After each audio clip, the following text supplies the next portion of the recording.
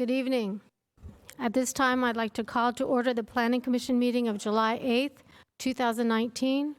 Please stand and join me in the Pledge of Allegiance. Ready to begin?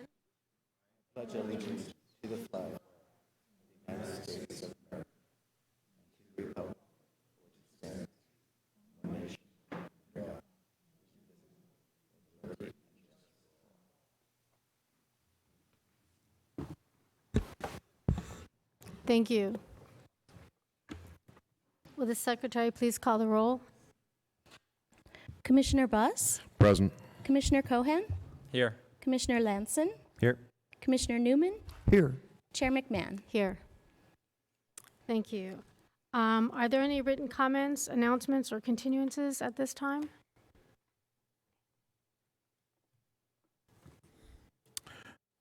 Chair, we have a supplemental packet this evening that was released shortly before the meeting. It relates to items 7B on the agenda, as well as a correction to the conditions of approval for item 7C. Okay. Other than that, there are no further written comments or no. Okay, thank you. Public comments, item number 5. Looks like we have some public comments.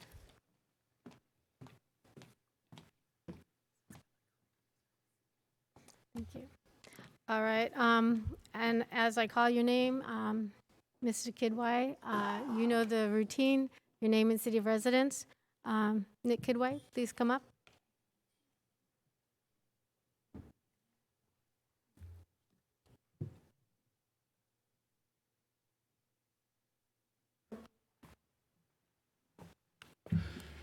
I begin invoking the name of God, the most beneficial, most merciful.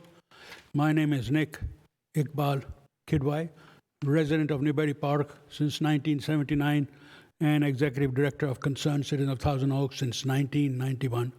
Have missed a lot of meetings recently, but believe it or not, I've been watching them all at home and not too happy about what I see. That's why I'm here. 3 minutes. This used to be 5 minutes. But I'll take whatever it is. I'm here for one simple reason. I'm really sad to see that no other citizen has come forward. We are being surrounded by cities and school districts that have voting by district. But this body has not even touched about it, including the city council, of course. Our school board has not only accepted it, but in the November election, they are going by the district rules. There's going to be 2 seats, and they will be for 2 areas. And why am I for it? It's very simple. Cost. It reduces the cost of the elections if you only have to go to 1/5 of the electorate. That's what the electorate used to be, and that's why we had Ed Jones and other people walking down the homes and saying hello, and was flesh-to-flesh contact. But now, with 40,000 homes, it's almost an impossible thing. You can do it, but pretty much a whole year. And by the time, if I go right now, and the election is in November, they will completely forget who came and what was said.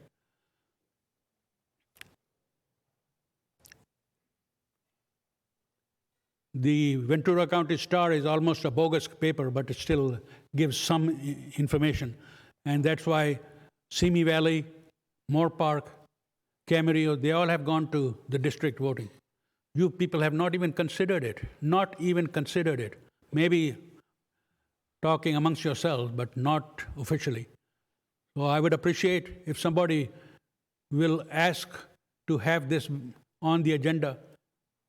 I know you are the Planning Commission, not the City Council. What? Something is wrong. 3 minutes and 14 seconds left? Or I'm speaking too slowly. So that's what I'm saying, is it would make it easy for candidates, it would make it easy for the residents to know who their representative is. I know there is a little bit of talk that, well, if I live in Lang Ranch, I will speak in favor of Lang Ranch and against other projects and stuff like that. No, the city council people are pretty fair, and they are basically going to do what is the right thing. And people work with each other, and they still are in charge of the whole city. So I would really appreciate if you folks talk to your bosses on Tuesday, who are the bosses on Tuesday, to put this on the agenda. I would love to have it done by this council election of 2020, but if not, wait 2 years down the road. I have a potential candidate staring at me. I think he likes the shorter version versus the 5 at large. We have a city employee kind of lost. You see so many interesting things that you don't see on the camera. The camera is just focused on one. But here you can look around, and if you don't get in trouble with the chair, you can comment a little bit. So I will finish with about a minute remaining, that we don't need to go to court to make changes. That's what has happened with some of the other people, is either they've gone to court or have threatened litigation that they have gone to the district-wide election. I would really ask you to do that. Thank you for letting me speak. Have a wonderful day. Thank you, Mr. Kidwai. Item number, where are we?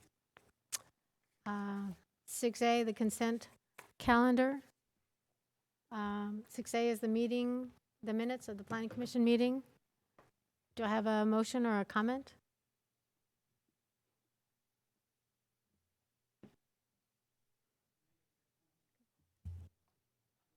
Yeah, I would move we approve the minutes.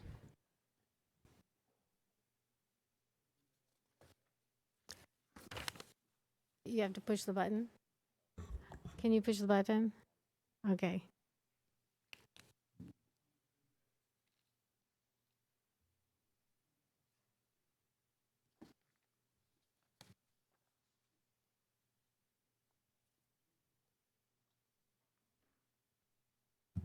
Motion carries 5-0.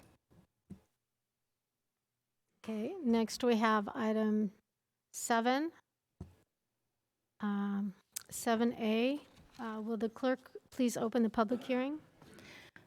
Item 7A, hearing having been advertised as required by law, is hereby opened to consider case number SUP 2019-70033, a special use permit to allow on-site sale and consumption of alcoholic beverages at an approved restaurant, Taboo Shabu, located within the Thousand Oaks Boulevard Specific Plan, SP20, located at 2920 East Thousand Oaks Boulevard A, and the applicant is Taboo Shabu. Thank you. And the planning technician 2, Stephen Barrington. Chair, if I may just introduce Mr. Berrigan. This is his first time before this body in about 3 years. So he may be new to some of our new commissioners, but he's been with the city an extended period of time, and he'll be presenting items 7A and 7C this evening. And with that, I'll turn it over to Steve, who will present this item. Thank you. Good evening, Chair McMahon and members of the commission. I'm the project planner tonight, Stephen Berrigan. As mentioned for your consideration tonight, a special use permit application has been filed to allow the sale and consumption of alcoholic beverages for an approved restaurant, Taboo Shabu, located at 2920 East Thousand Oaks Boulevard.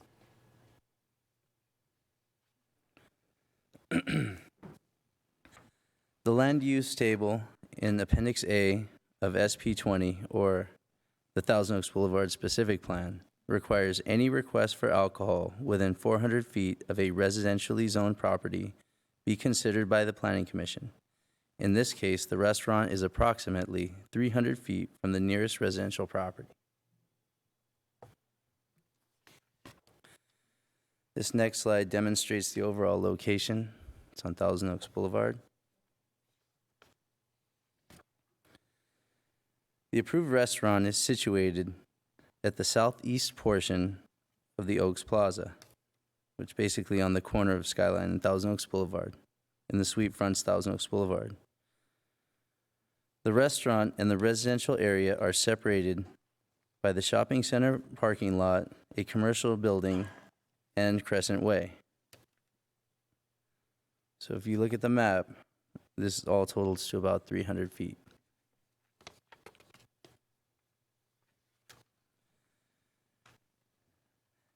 As mentioned, the restaurant is located within the Oak Plaza. Within Thousand Oaks Boulevard specific plan area, restaurants are approved with a ministerial process or a building permit, as long as the project complies with the specific plan and all other zoning and development regulations, including parking. In this case, the approved restaurant has met all of the development standards. The restaurant is 1,558 square feet and is currently under construction. So you take a look at the picture, that's what the inside of Tabu Shabu looks like right now, at least a week ago. As previously mentioned, the applicant is proposing to allow the sale and consumption of alcoholic beverages in conjunction with food service. This is the front view of the subject restaurant, taken in the middle of Thousand Oaks Boulevard.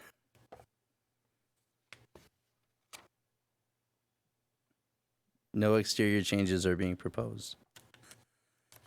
The project qualifies for a Class 1 categorical exemption under the California Environmental Quality Act, otherwise known as CEQA. The request will not have a detrimental impact to the shopping center or the surrounding neighborhood, since this is an incidental use to the proposed restaurant. The serving of alcoholic beverages in conjunction with food service should not generate noise, parking, or traffic impacts greater than those associated with the approved commercial activity. Therefore, it is recommended that the Planning Commission approve SUP 2019-70033 based on the findings and subject to the conditions of approval in the attached resolution. Staff is available for any questions. Do we have any questions of staff? Commissioner? Thank you, Madam Chair. Mr. Berrigan, thanks for your report. Just a quick question. Did you get any response from any of the homeowners that are within the prescribed area to this application? No. And what was the radius, if you know, that those notices were sent out? 500 feet? Okay. Thank you. Nothing further. Anybody else have any questions? Okay. Thank you. And now we ask for the applicant's representative to speak. You will have 15 minutes. Can you please come to the podium and state your name and city of residence? Yina Zarowitz. Hello, my name is Yina Zarowitz, and I'm from Oak Park. My husband Jeremy and I are the proud owners of Tabu Shabu, and we would like to thank the members of the Planning Commission for hearing our case tonight. We are a family-owned business, and we are so excited to open a Shabu Shabu restaurant here in Thousand Oaks. We are currently under construction and hoping to open doors in late September. For those of you who don't know what Shabu Shabu is, it is a Japanese hot pot style cuisine where you cook your own meat and veggies in a broth in front of you. It is a delicious, healthy, and interactive experience, and such a meal is best complemented with a variety of teas, imported soda, and ideally alcoholic beverages imported from Japanese distributors.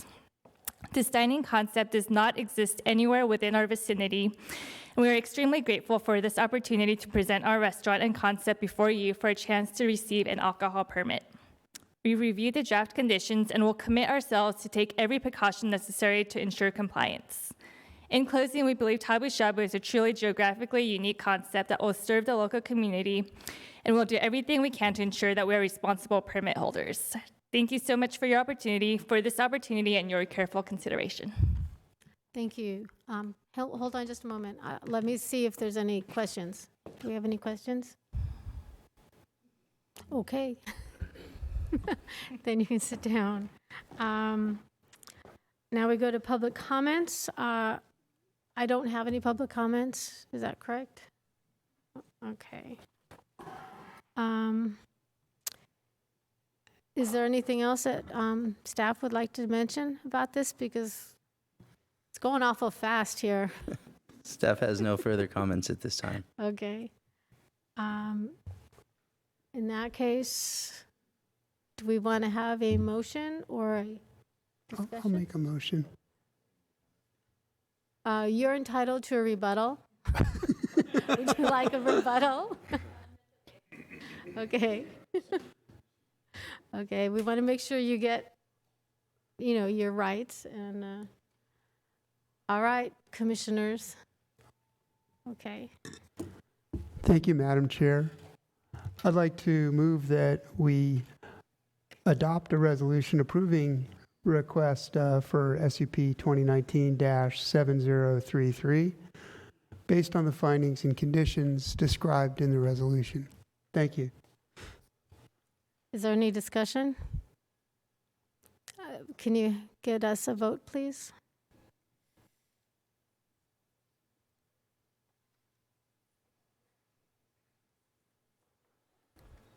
Motion carries 5-0. I do believe that's a record. Yes, I got it. However, any aggrieved party who wishes to appeal the Planning Commission's decision may do so by filing an appeal within the Community Development Department within 10 days. I guess that's it. That was quick and easy. Good luck with the restaurant. All right. So now we have item 7B. Will the clerk please open the public hearing? Hearing having been advertised as required by law is hereby open to consider agenda item 7B, case number SUP 2019-70299, to allow construction of a gas station and 7-Eleven convenience store with hours of operation from 5 a.m. to 2 a.m. located at 2198 North Moore Park Road. The applicant is Megdal Thousand Oaks LLC, 7-Eleven. Okay. All right. And would you like to introduce? I would. Thank you, Chair. So presenting this item is Planning Manager Steve Kearns.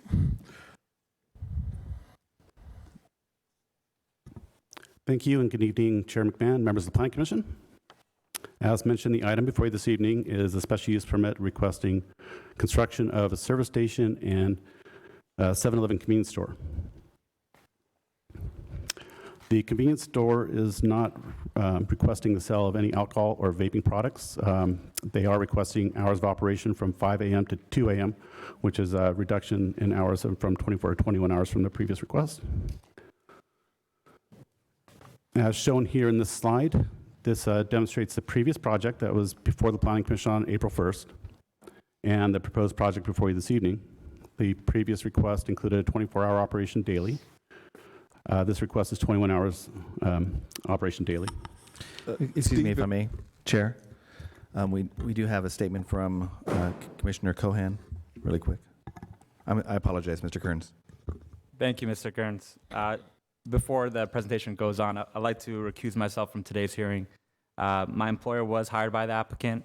While I did not receive any money directly from the applicant or property owner, my employer was compensated for time spent on the proposed project. I want to avoid any impression on the merits of the proposed project. Therefore, in abundance of caution, I will recuse myself from today's hearing. Thank you. Thank you.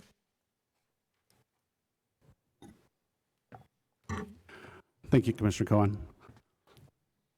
Get back to the previous project. There was no tobacco, vape, or alcohol. In this iteration, there is vape, no vape or alcohol products, but there is tobacco. The lot size was demonstrated as 19,943 square feet, which was a waiver at that time because of the service station criteria requiring 20,000 square foot minimum. The applicant has had the lot size calculated by a licensed engineer and certified as being 20,043 square feet, so it's no longer a waiver. In the previous project, the applicant mailed notices to property owners within 300 feet. And for this project, the community outreach was mailed to those within 500 feet. Shown here is the vicinity, excuse me, of the project location. It's at the southeast corner of Avenida de las Flores and Moore Park Road. This is an aerial perspective. The project site is delineated in the red boundary. It is bound by 3 streets: Calle Jasmine to the east, Avenida de las Flores to the north, and Moore Park Road to the west. Adjacent across the street and to the northeast are single-family homes. To the north is a commercial shopping center. To the northwest is Thousand Oaks High School. Across Moore Park Road to the west are additional single-family homes. I'm And sorry, to the south, Mr. Brannigan, can you hold on? We can hear you over there, and it's very distracting.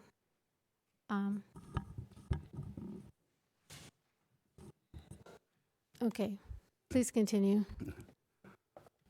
and to the south, there's a medical office building. And I understand we've heard this not too long ago, but I'll go over the background for those as a refresher and for those in the audience. The property is Zone C1, which is a neighborhood commercial shopping center designation.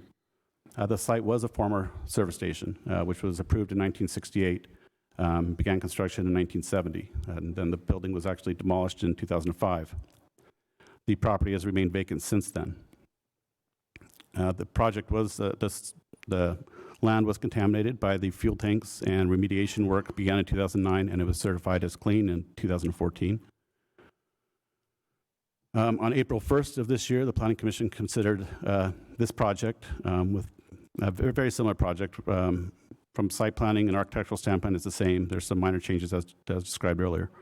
The Planning Commission denied that project without prejudice at that evening. By doing so, that allows the applicant to come back with the same or similar project within a 6-month period.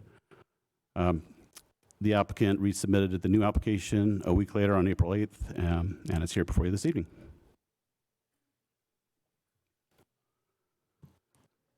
The next few slides are photographs of the parcel. This is across Moore Park Road, looking east through the site.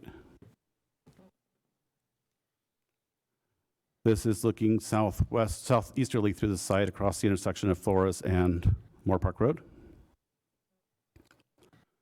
Shown here is the shopping center to the north across Avenida de las Flores. And this is across the intersection with Thousand Oaks High School in the backdrop. Again, this is the site plan. There's been no change to the plan since the April 1st meeting. As shown, there's perimeter landscaping along Moore Park Road and around to Avenida de las Flores. Additional landscaping along the perimeter on Calle Jasmine. A trash enclosure is located in this area. The convenience store building is shown here in the southeasterly portion of the property. There are 3 pump islands and a canopy structure above. And then there are 2 driveways, a shared driveway off of Moore Park Road, shown here, and another driveway off of Avenida de las Flores in this location. There are also 2 driveways, one on Moore Park Road, curb cuts at least, that are existing in this area, and one on Calle Jasmine in this area, which are to be abandoned. And Ms. Naum will discuss the driveway ingress and egress issues. Okay. Thank you, Mr. Kearns, and good evening. So based on testimony presented at the April 1st Planning Commission meeting, and after careful review of the city, county, state, and national best engineering practices, staff is recommending the driveway on Flores be designed for right-in, right-out with a channelizing island. The driveway would be signed for no left turns in for westbound traffic.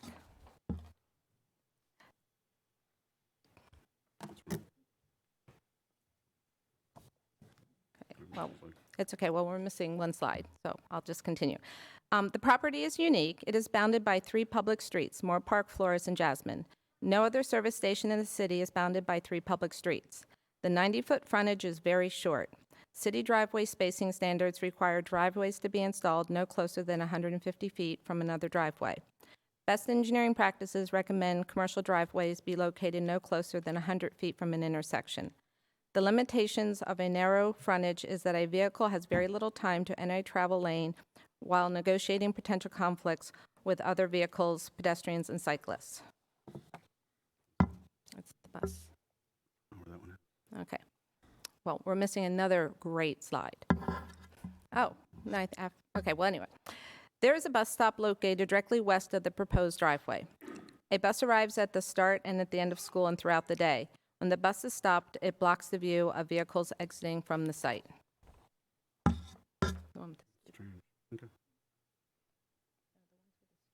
Yeah. There you go. Okay. Students walk to school from the surrounding neighborhood, and many students are dropped off on Cali Jasmine and walk the block to school. This picture was taken last week. Summer school's in session, so the pedestrian traffic was very low. During the school year, between 250 and 300 students walk through the intersection each day. This number will increase if there's a 7-Eleven on the corner. The purpose of this slide is to illustrate how, with the installation of the monument sign, it will block the view of vehicles turning from Moore Park Road. Per state law, gasoline stations must clearly advertise the price of gasoline, and if the station is located at an intersection, the advertising must be clearly visible from each street of the intersection. Basically, this means that the applicant will be permitted to install a sign at the southeast corner, which in turn will impede sight distance at the proposed driveway on Flores. The next several slides demonstrate the 6 points of conflict a driver would need to negotiate prior to making a left turn from the driveway. Before a car can make a left turn out of the driveway to turn into either the left turn lane or travel into the through or right turn lanes, there can be no more than 3 cars in the left turn pocket, or the path of travel will be blocked. So the first point of conflict is between the southbound right turn from Cali Jasmine.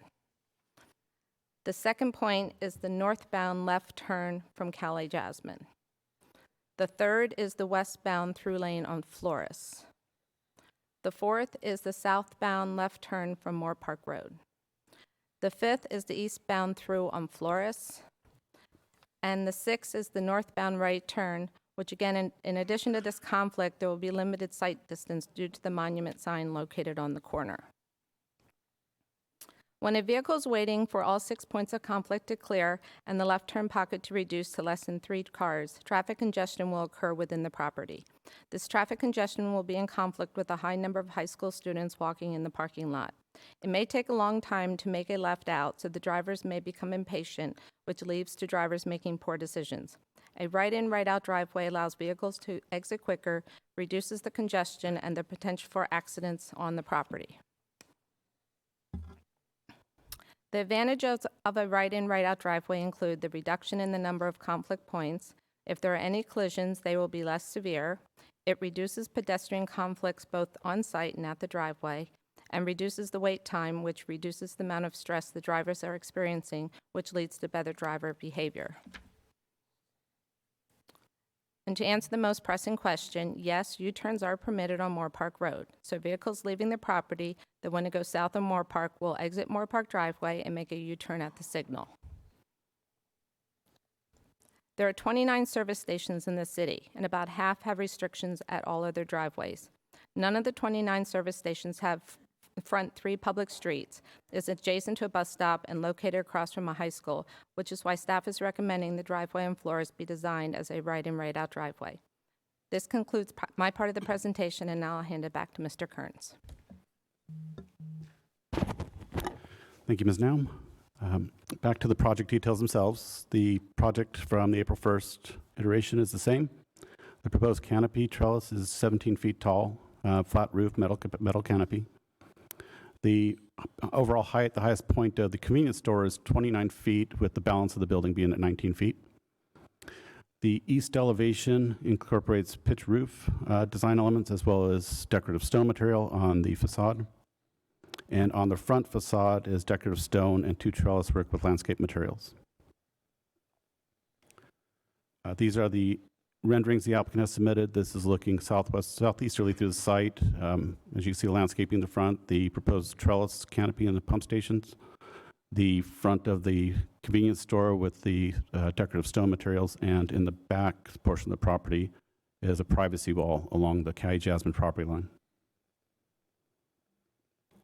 A perspective looking southwest of the site from the intersection of Kai Jasmine and Avenue des Flores.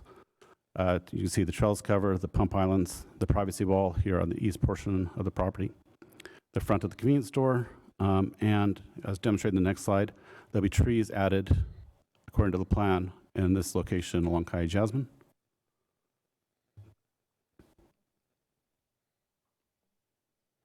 This item is before the Planning Commission because it involves a request for a service station, and all service stations require a special use permit to be considered by the Planning Commission. The project also requires a setback waiver along the Kai Jasmine frontage.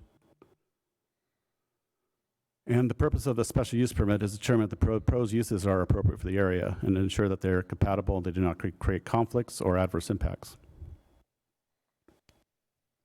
In this case, the surrounding properties to the north is a commercial shopping center.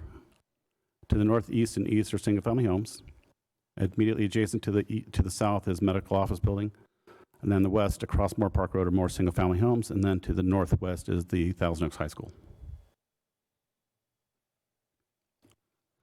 In reviewing service station requests, we used service station design criteria used to implement the Thousand Oaks Municipal Code.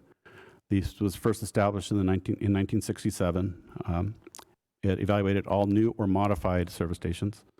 It ensures compatibility with existing surrounding uses and maintains appropriate development standards. And this criteria was revised in 1969, again in 1970, and then in 1972, which is the current version that we're using to review this station. Key difference between the other versions and the 1972 version is that in 72, a minimum lot size range was established from 20,000 to 40,000 square foot. And as mentioned, the applicant has had the area recalculated and demonstrated that the lot size is over 20,000 square feet. So it meets the minimum lot size requirements, and this is no longer a waiver. The municipal code requires that the buildings should be set back at least 100 feet from the center line of all streets. And in this case, there are 3 street frontages on Moore Park Road, Avenue des Flores, and Kai Jasmine. The Kai Jasmine street setback is 40 feet from the center line, but it does meet all of the setbacks and development standards. The architectural design incorporates flat and pitched roof elements, which give it horizontal and vertical interest. Large storefront windows, decorative stone and earth tone materials, which is consistent with the city's architectural design guidelines. The canopy structure, however, is inconsistent and out of character with the neighborhood. And the metal roofing on the proposed convenience store and canopy structure are inconsistent with the surrounding properties and the purpose and intent of the C1 zone, which states that centers are required to fit into the residential pattern and not create architectural or traffic conflicts. In this case, the material is out of character. The city's architectural guidelines do allow metal roofs in commercial areas in certain circumstances, as long as they're consistent and compatible with the area. In this case, residential zones do not allow for standing seam metal roofs. The only roofing material that's allowed both in the commercial zones and in residential zones is the concrete slate or the S-tiles, and that is what staff is recommending in this instance. All the C1 zones have not introduced any metal roofing at this point. The compatibility of surrounding uses, the project is about 70 feet from residential area, which is a concern with staff because the 21-hour use would create noise that's not typical for the area. And as mentioned, the building and materials are inconsistent with the architecture in the area. I just remind the Planning Commission and those in the audience that the property at 2220 North Moore Park Road across the street from the subject site used to be a drive-through dairy. It was called Gia Capuzzi's Dairy. It had a history of students congregating on the site and creating issues with trash and nuisance to customers and to the neighborhoods adjacent to it. So in 1985, the City Council considered a zone change and to go from a commercial office to C2 for this location, and in doing so, limited uses that could be allowed on the site to prevent congregation on the property. And this allowed only low-intensity uses through that deed restriction. In 1987, the development permit for the shopping center was approved and it adopted these deed restrictions. And In 1999, additional low-intensity uses were permitted. Since this application was filed, the applicant has conducted additional community outreach. They scheduled a meeting on June 28, 2019. They mailed notices to all residents within 500 feet of the project site, and this meeting was intended to be conducted at the community center at Thousand Oaks High School. However, the flyer provided an incorrect meeting address. On Tuesday, July 2nd this year, the applicant conducted a makeup meeting, and the applicant stated new notices were provided to residents within 500 feet of the project. It was conducted at the community center, and the applicant stated that 7 people attended that meeting.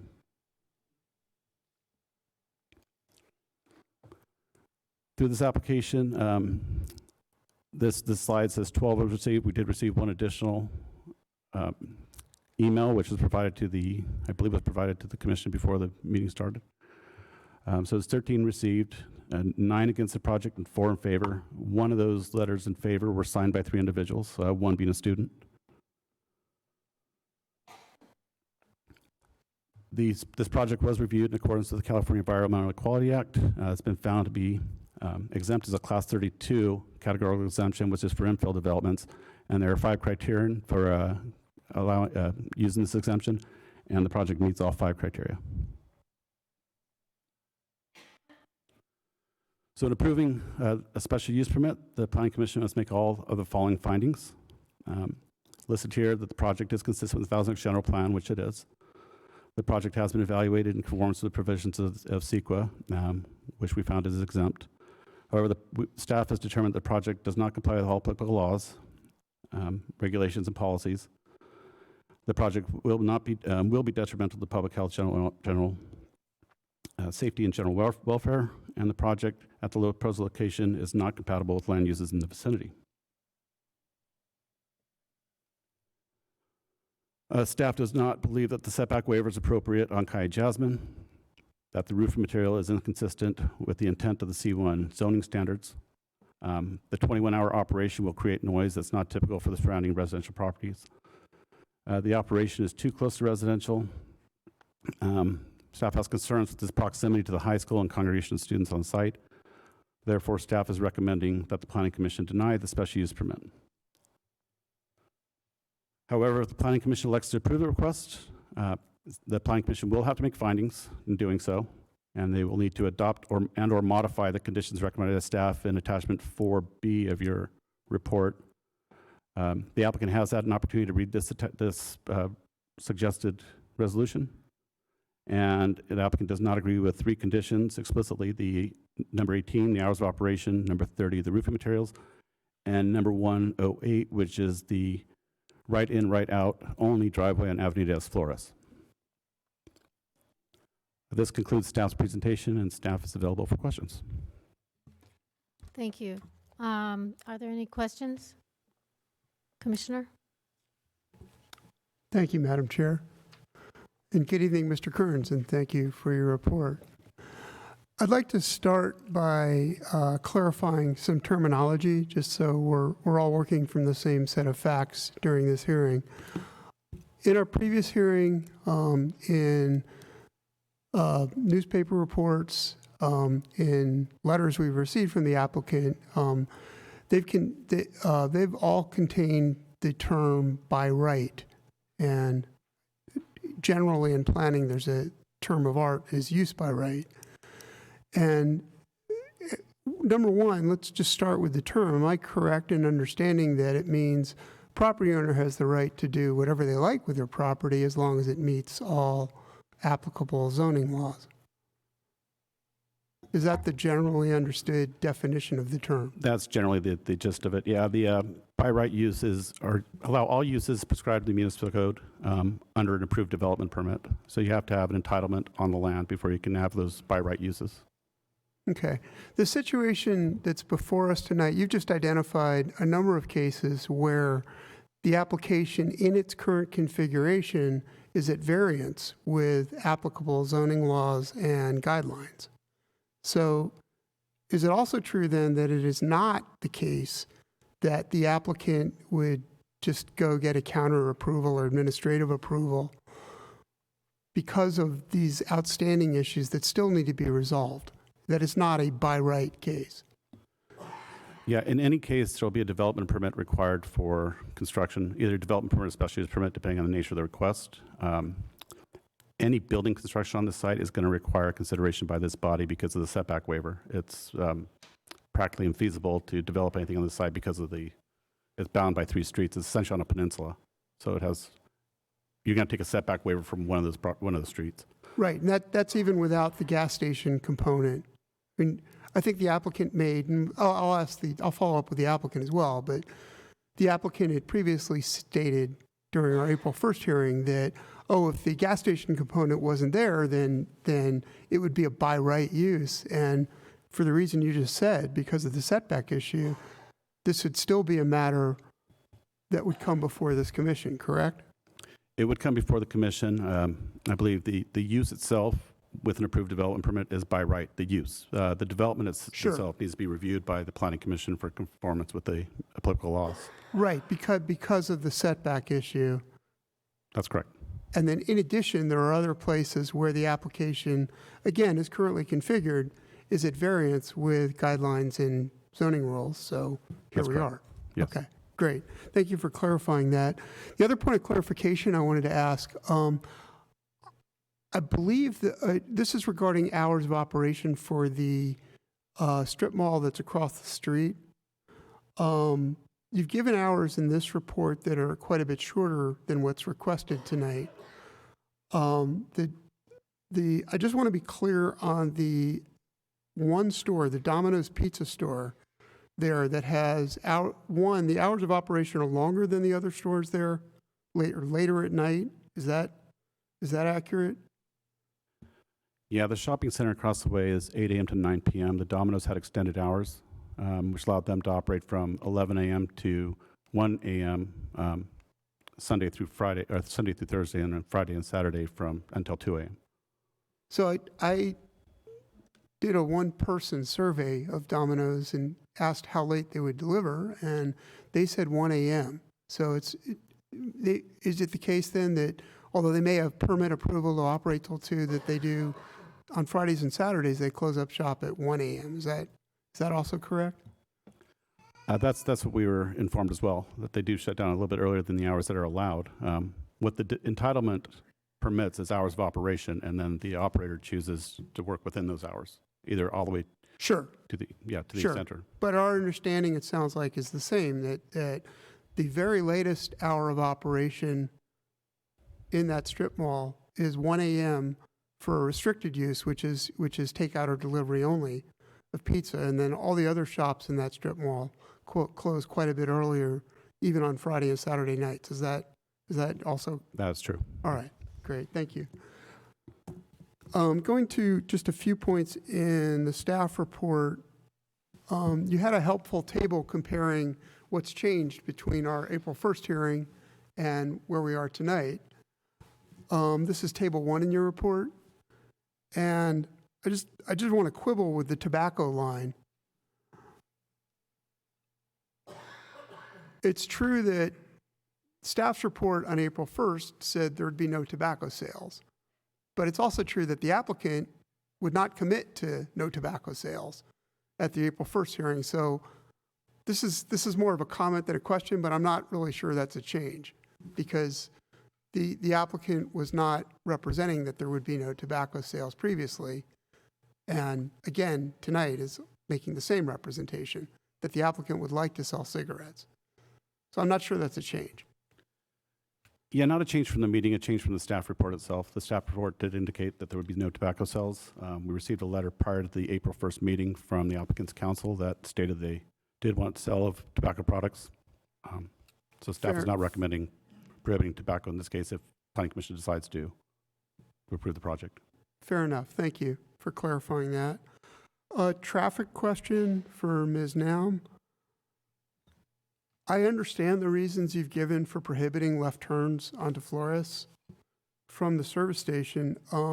If we do go ahead and approve that prohibition, does the city anticipate an increase in traffic from cars that turn right onto Flores and then do U-turns in the residential neighborhood to get back out onto Moore Park? So to answer over how many cars make a U-turn right now, yes, there would be an anticipated increase because right now there's probably very, very few. Making that U-turn has, with the left out, there's 6 conflict points, as well as you have to find a place to make your left into. To make a U-turn, you only have the one conflict point is the vehicle coming towards you.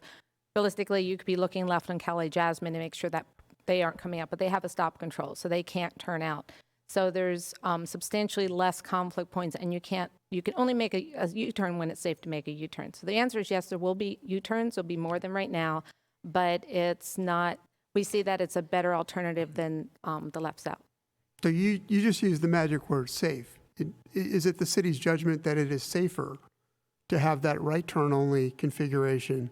Well, in my my presentation, what becomes, with the word safer, that by making it right out, there's less severe accidents. Making it left out, you have broadside accidents, you're T-boned, where if you make the right out, you get rear end accidents, and those are documented as not as severe as the left out accidents.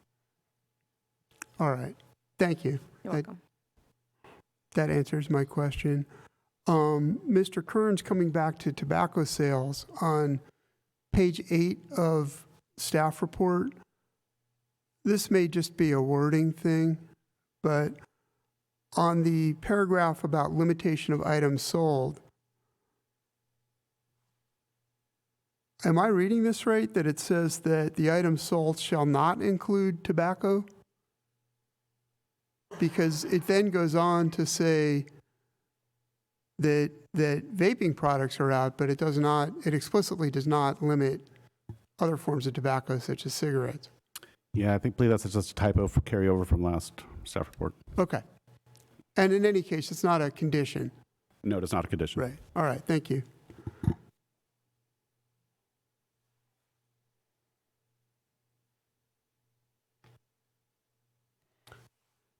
And then my final question has to do with the architectural guidelines. This is on page 9 of the report, where you state that part of the planning and review process is that architectural design can be considered as part of the process. And you mentioned the canopies this evening, so it's broader than just the material of the roof, correct? It's what we're looking at and being asked to consider here is the totality of the design and whether it's compatible with its surroundings and compatible with, well, whether it is compatible with the neighborhood. Is that correct? Yeah, that is correct. Excuse me. The service station guidelines acknowledge that service stations are generally going to be incompatible in some component with the residential areas around it. But it does refer back to the architectural design guidelines and where practical and feasible, incorporate design components that are consistent with the area. In this case, pitched roofs are generally typical of the residential area and the commercial shopping centers on both sides. So staff is just recommending that it matches that feature. Okay. And then I apologize, I did have one more thing. One of the issues identified by staff, this is page 11 of your report, the third concern raised by staff is proximity to residential uses. And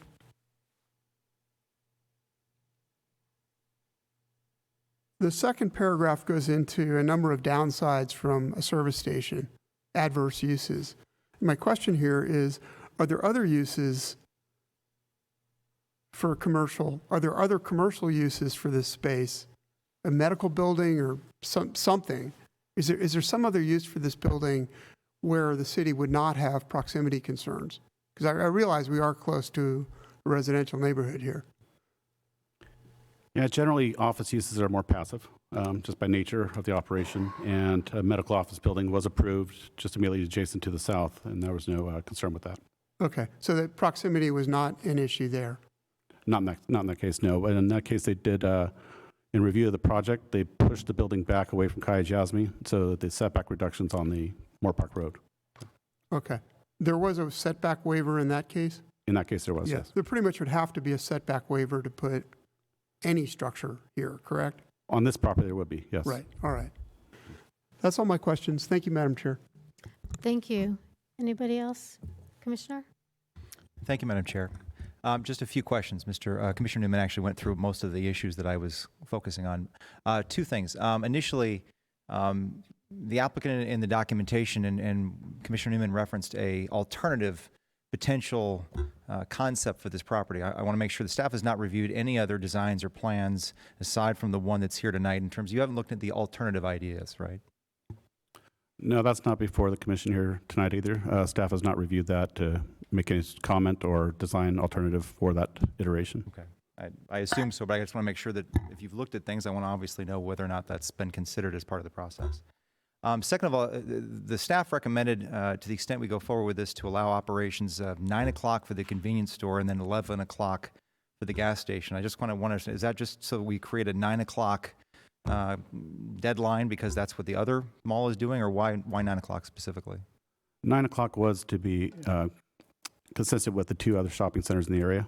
That was a closing area for the retail component, but the fuel pumps themselves, we're recommending hours of operation consistent with the service station guidelines, which is 6 a.m. to 11 p.m. In looking at the plan, and again, without getting into plans too much, is that feasible for the applicant to do, to not allow sale of candy bar past 9 o'clock, but actually allow gas until 11 o'clock? It seems a little difficult feasibility-wise for them to do that.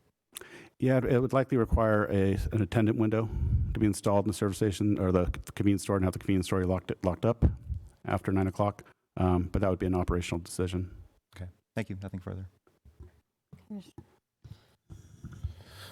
Thank you for the presentation, Mr. Kearns. I've got a couple of questions. One, following up on Mr. Newman's question about proximity to residential homes. Is there anything in our municipal code regarding gas stations and distance? As we heard in the previous application, we do have a provision about alcohol and distance to residential. I was just curious if we have anything for that. There's nothing in the code or in the service station guidelines requiring a distance from residential. It just gives more restrictive operating hours if it's within 200 feet of a residential area. Okay, and our gas station rules were updated last in 1972, correct? That is correct. Okay, so it may not have been a big priority. I had a couple of questions about the history of the town. Jacopuzzi's Dairy, what year did that close?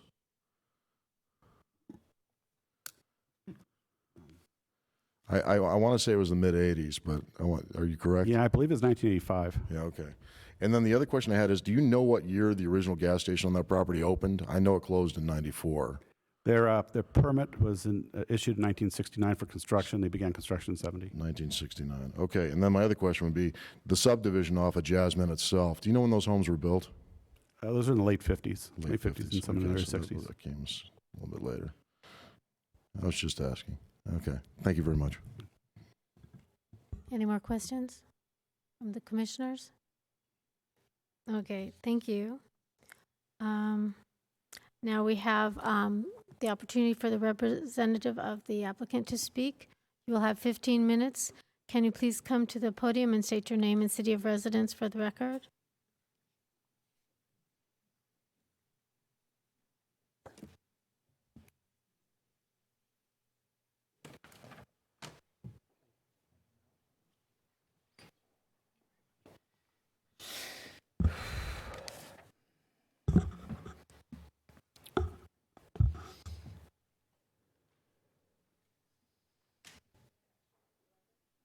Oh, I just had 4 for the commission. Sorry. Next time. They're just copies of those so they can see them up close. I figured it'd be more convenient for them.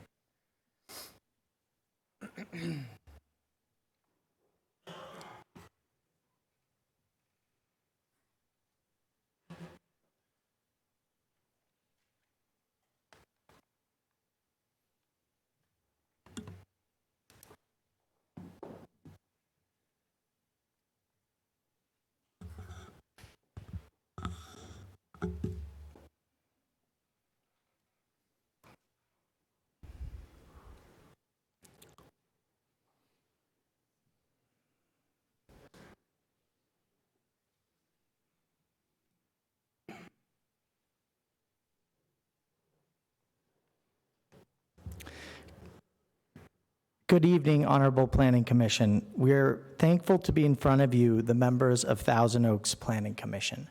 Before I start my prepared remarks, I just want to qualify kind of something I noticed as Steve was giving his analysis, which is we today are applying for an SUP for a gas station. So the domain and the context of this conversation and this planning commission is the appropriateness of gas sales at that location. And it dawned on me that every single comment and even public comment I've ever heard has addressed either the convenience store, what's sold in the convenience store, the hours of operation, and absolutely nothing about actually the appropriateness of gas sales at this location. I present gas stations in other cities, and we hear gas-specific questions and issues and considerations, such as, will there be pedestrians crossing the gas station? Is there a likelihood that they could become injured or hit? Are there adverse smells from a gas station? Is that then too close to, other sensitive uses? But literally nothing in this entire process has actually involved the analysis of what we're trying to do, which is whether an SUP for gas sales is or is not appropriate for this location. So I just want, the Planning Commission to understand the domain and the scope of this hearing. I mean, that at its core is it. And I know this SUP and this discretionary permit that we're applying for does give you liberties. It gives you ways that you can impose other things. But to me, and perhaps I'm a frustrated applicant, but it seems like we're using the gas station as a way to extract a bunch of other stuff that otherwise wouldn't be considered. And I know we had a conversation, a long one, about tobacco. I know I sent you guys articles about, my hometown of Beverly Hills, prohibition citywide of tobacco. For the record, I'm supportive of their action. I think they were trailblazing. I think we ought to all be doing that. But as it pertains to last planning commission, I think it's not a planning commission item. It's a city hall, city council agenda item. I don't think cigarettes should be legal for anybody to sell, frankly. But if you're going to say they are allowed to be sold, as part of our application, we ought to be able to sell them as well. So I think there's kind of an important domain and context, and parameter that I think we all should understand and honor to a certain extent. And I think also, as it pertains to what Steve was commenting on with the hours of operations across the street at that strip center applied for a variance. It was a different use, and they wanted to become a commercial use. As part of that application, they applied for a variance. As part of that variance, government body said, okay, if you want this, we're going to impose these hours of operation till 9 o'clock at night. Our properties across the street, we don't need a variance. We're not going from one zone to another zone. So it's a quagmire and completely, illogical then to use a variance time frame that was imposed by on that specific lot as some justification to control our hours. So I just think, in the context of what we're about to talk about, this gentleman owns a piece of commercial property. Commercial property has value. I understand the residences and, they are here in full effect and practicing their, democratic right to speak about it. But, he has rights too. That commercial property is valuable as well. And that was a gas station. And it was remediated for 10 years. And at the core of this conversation, we're just trying to re-erect it. And the only reason we're trying to re-erect it was because 3 other developments were met with the same vitriol by the residences, which was a 2-story office complex, which Steve said he would prefer to see, except for the fact that he didn't go to the public community meeting we hosted that had 72 public speakers voicing their vitriol for that proposal, because it would cast shadows over the neighborhood, and it would cause already a glut of street parking that our neighbor to the south employees, patients, and everybody else were parking at. So we tried that already. We also tried a Starbucks development. The principal Lichtel didn't like that because kids would congregate there. They'd be on their computer, on their Wi-Fis, and they'd be congregating there, so that wasn't acceptable. So the last resort was the one we're pursuing today. I mean, we're out of answers beyond a gas station which was there peacefully for 40 plus years because nothing else has seemed to work. So in that context, I'll actually go to my prepared comments, but it just seems like we're public enemy number one for trying to develop a commercial property with a gas station on it when it was a gas station for 40 plus years peacefully. Nearly 2 years ago, on October 11, 2018, we hosted a group of 17 community members at Stantec's offices. At this meeting, we heard opinions about alternative uses, including suggestions of a community park, urgent care center, or a general office project. I explained then that a 24-hour urgent care chain was in fact interested in the site, but neighbors were justifiably opposed to sirens blaring both in the night and the evening 24 hours. Similarly, our first proposal of the community, which was a 2-story medical office development, was met with fervor from 72 folks at a community meeting angrily opposed to resulting shadows over their homes and the inevitable employee parking that would overwhelm the residential streets. We hosted 3 additional community meetings for our current project with 6, 3, and 7 attendees on December 21st, June 28th, and July 2nd, respectively. We have taken to the streets with 3-person teams equipped with our renderings and project information to gain the input of those not attending our structured meeting, which have been few. The consensus is that the high school and residents alike would be thrilled to have a convenience store to purchase grocery items at this location. Thousand Oaks High School students, faculty, coaches, and leadership, all of which I've met with, have been the most enthusiastic about our project. Former students fondly remember crossing the street to the mobile gas station, while envious current students admonish the mile trek they have to take currently down Moore Park to get a sandwich, a refreshment, or a snack. Similarly, local residents complain that they have to drive to Ralph's on Jan's, which is several miles away, even if they only want a cup of coffee, gallon of milk, or medicine. Unfortunately, this C1 lot with considerable commercial by right uses is 1 street from a residential community. The result is that the vast majority of the neighborhood, and only the direct adjacent neighborhood, we're not talking about 10 houses away, 20 houses away, we're talking about the ones that literally face this lot, are the only folks that seem to be opposed to it, and they're opposed to everything. I would be remiss not to mention that this minority, according to the property title reports that I can forward to you, all, 100% of them, purchased their homes when there was a fully operational mobile gas station, plus a loud, smelly, and contaminating triple bay lube and tire repair shop to boot.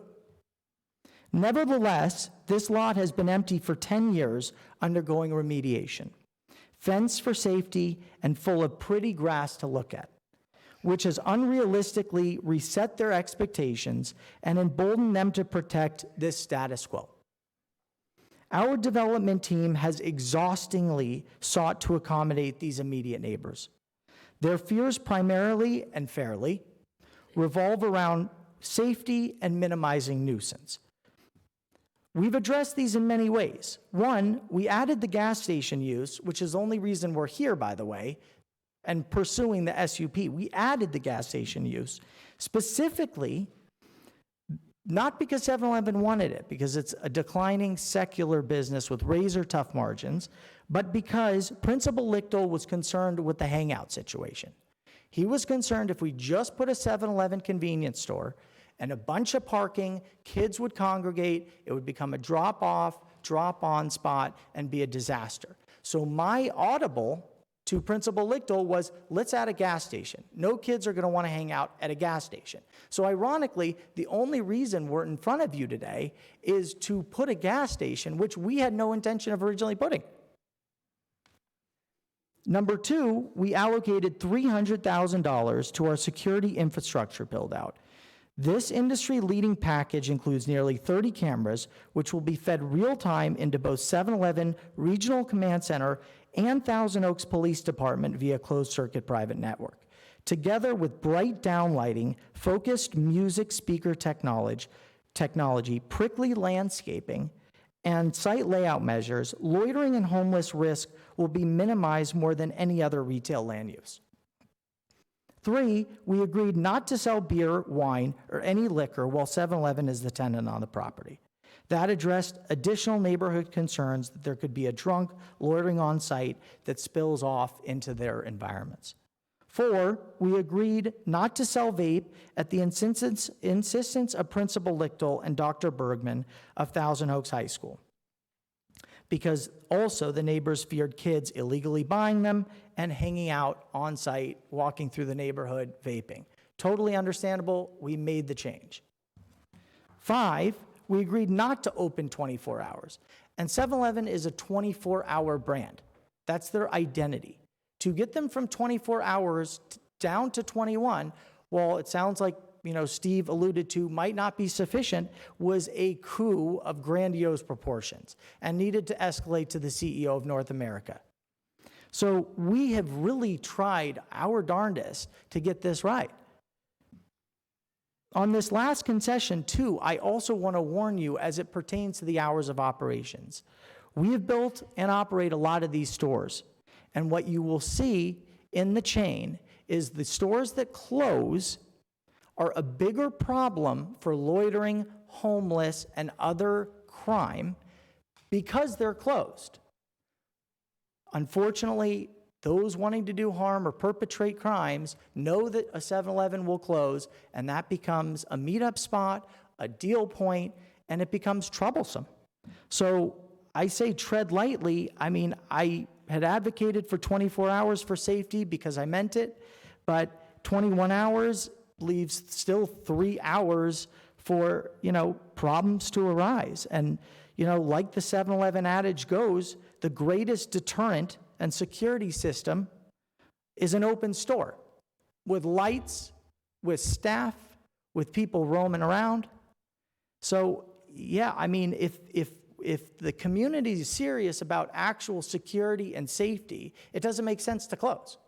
If they're worried about bright lights and noise and other things, maybe so. But security, it's better off being open 24 hours. Numerous neighbors have warned us that the street racers take over Avenida de las Arboles during our proposed closed hours, which would make things worse. Our concern is that our parking lot becomes a meeting place at the starting gate for those races. Obviously, if 7-Eleven's open, this doesn't become the case. Better yet, if 7-Eleven remained open, they could call in the races to Thousand Oaks PD, and actually Thousand Oaks PD will see on the cameras that they're happening anyway. While we think our project benefits and compromise warrant approval themselves, we do want to share the pragmatic approach to the by right concept. I don't want to have a legal debate with the Planning Commission, but I've read the code very specifically, and if we just apply for a 2,200 square foot box, retail box, that is a by right box. What we do with it at that point almost is our choice. And the code doesn't have any limitations on hours of operation. Planning Commission absolutely will have to hear it because we would need a waiver from our setback, just like everybody else on that block, because the waiver distance is literally longer and wider than our lot dimension. But other than that, I mean, we could just assume go by right, ask you for a waiver, build a 2,000 square foot box, and stick 7-Eleven in there. But that's not what we're doing. It's not what we want to do. We're here fighting for a beautiful project. This is a gorgeous gas station. I'd want to live next to that gas station. I would. I'm sorry. We're not going to have I'm sorry, we're not going to have any comments. No comments whatsoever. In any case, I think, the pictures, whether that is restricted some way and the staff cleverly figures out a way to handicap the by right version of it, all I can say is it will look very close to that ugly stucco box because it has $2 million less of construction budget money versus this, which is a beautiful facade. Please wrap it up. Please wrap it up. Okay. Well, in either case, I'm thrilled we're here. I'm thrilled you had us back again. I'm super happy for the forum, and I appreciate your time. Thank you. Do we have, hold on just a moment. We may have some questions. Commissioner? Good evening, Mr. McDowell. Good evening. On May 9th, you sent the commission, all commissioners, a letter, and it says in part, there's some material about the finances or the financial aspect of this application. There's a statement I want to understand better regarding what percentage of sales are from alcohol and from tobacco for the 7-Eleven component of the project. I'm not asking about how much gas you pump a year. I'm asking here about alcohol and tobacco. Quoting your statement back to you, it says that proactively restricting beer and wine sales voluntarily forgoes 21 to 23% of projected sales. And then you go on to say, should we, and I'm quoting now, should we be forced to lose tobacco sales, 7-Eleven would not be able to justify the loss of 50% of projected annual revenue. Yes or no? Does that mean that tobacco sales at this location represent between 27 and 29% of projected revenue? Yes or no? I meant, excuse me, Commissioner, I meant that to be confidential, and I was just sending that to you. And honestly, that's and I sent it saying it would be confidential. So I can't talk about that, and that's trade secrets, and we don't disclose sales. I was sending that to you directly so you understood the magnitude. I want you to understand, I was at two things. Number one, I was asking a yes or no question. But number two, more importantly, as a matter of process, it's very important you understand this. This is a public hearing. Anything that you send to this commission through channels, which is how you should do it, is a matter of public record. Okay, so I would appreciate if that would say confidential, because I would be breaking rules with my client. This is But a public hearing. Okay, but Commissioner, I think the answer is when people fuel up, the two biggest segments and the two biggest products they buy are tobacco and alcohol. That's just a function of gas sales, right? It's a convenience item. They pull up, and a lot of times they buy cigarettes and they buy gasoline. So yes, is it a nice chunk? You've put it out there what the figures are. I didn't put that out there. Okay, so I apologize for putting them out there. I'm asking the question. I apologize for putting them out there. Does the math mean that tobacco is 27 to 29%? Commissioner, if I put it out Yes or there, I no? apologize, but I'm not going to answer it now following up. All right, I understand. You want to answer it. Let's move on. You also stated in your testimony just now that one advantage of 24-hour operation would be safety, and that if there were an incident, staff, if they were on site, would be able to communicate more quickly with police, which is certainly the case, and that cameras that are wired in, I guess, somehow to the police department would pick up on activity. Isn't it the case, Mr. Megdal, that the cameras could be in operation 24 hours regardless of whether there's staff on site?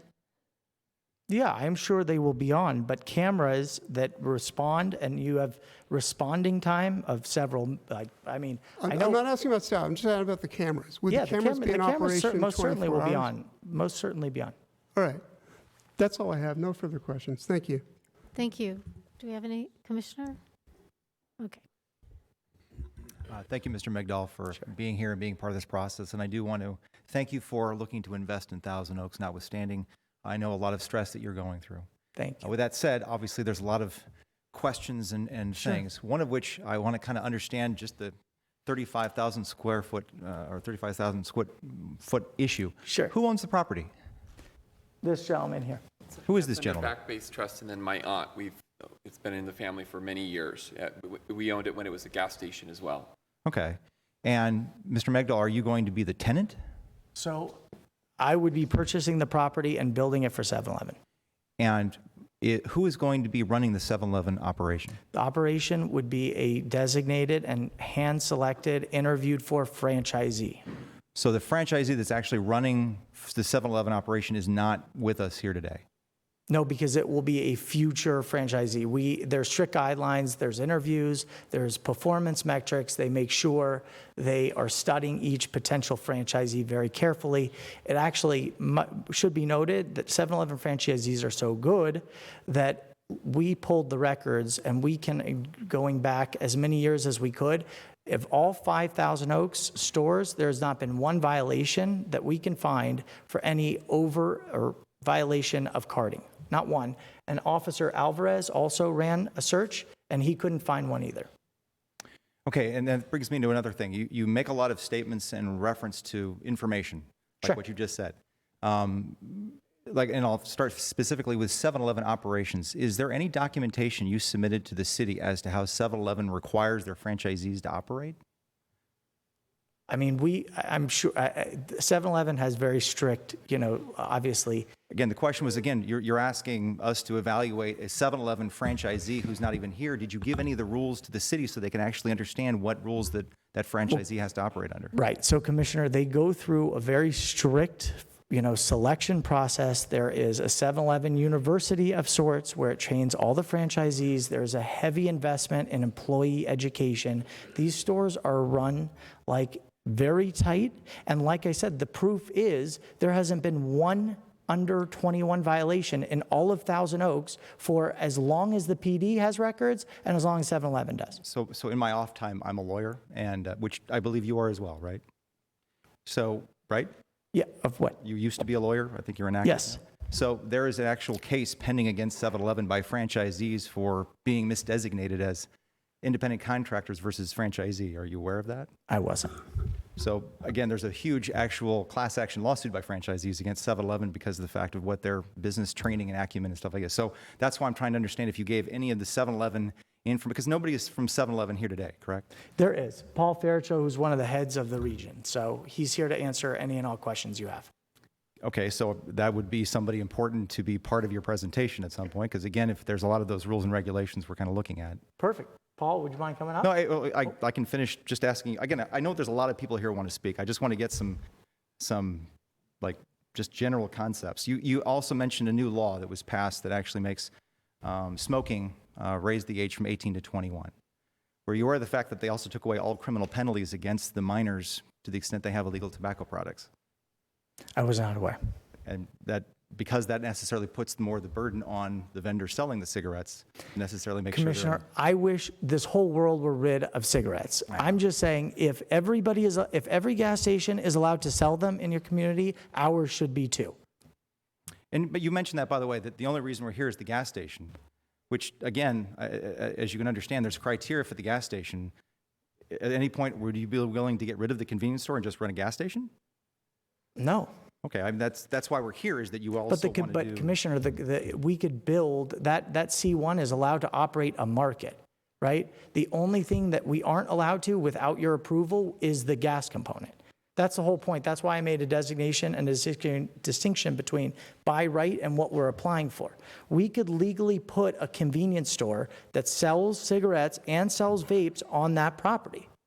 What we can't do. Is that what this is a picture of, the other picture that says not approved, or what is that? Yeah, that says, that is our best guess of what it will look like if we don't get the gas station, right? The gas station gives us an additional $2 million of construction money. It affords it to look as beautiful and as glamorous as it does for a gas station.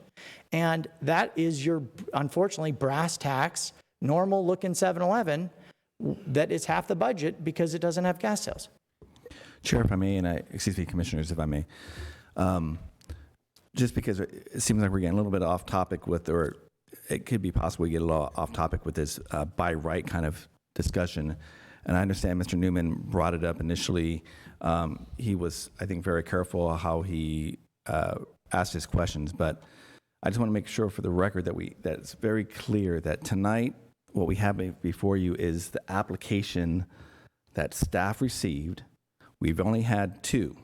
We haven't had any of these prior conversations, applications about a 2-story office or some other type of use. The first applications the city received, the official application, was the one that you heard a few months ago. It was for the gas station, service station, plus the convenience store. Yes, the gas station or the service station requires a SUP. Yes, this property requires a number of waivers due to the project, but we were reviewing and have been reviewing the project that was submitted to us. Very important. The second application we received is the application tonight, and as you've obviously seen and noted, there's minor changes. One of the changes, it has to do with the hours of operation, but for the most part, it's been the same. We had a question last time about the size of the lot. Mr. Kearns expressly cleared that up. As far as smoking, let me just be very clear about the smoking issue. My recommendation, if you were to approve this project, would not to in any way put an additional condition to ban the sale of smoking at this time. As we discussed it briefly, we'd have to make a very specific finding to do that. The city currently does not have an ordinance to ban the sale of tobacco in the city like Beverly Hills does. So again, we've been talking about those 2 things, smoking a lot and this by right issue. For the record, we have the project in front of us, which includes a gas station and a 7-Eleven. That's what we have in front of us tonight. That's what you are considering tonight. I certainly appreciate the comments about by right and his comments. He can make the comments if he wants to about the by right, but tonight we have this specific thing. We haven't received any other application. We have nothing to review. We have nothing to analyze.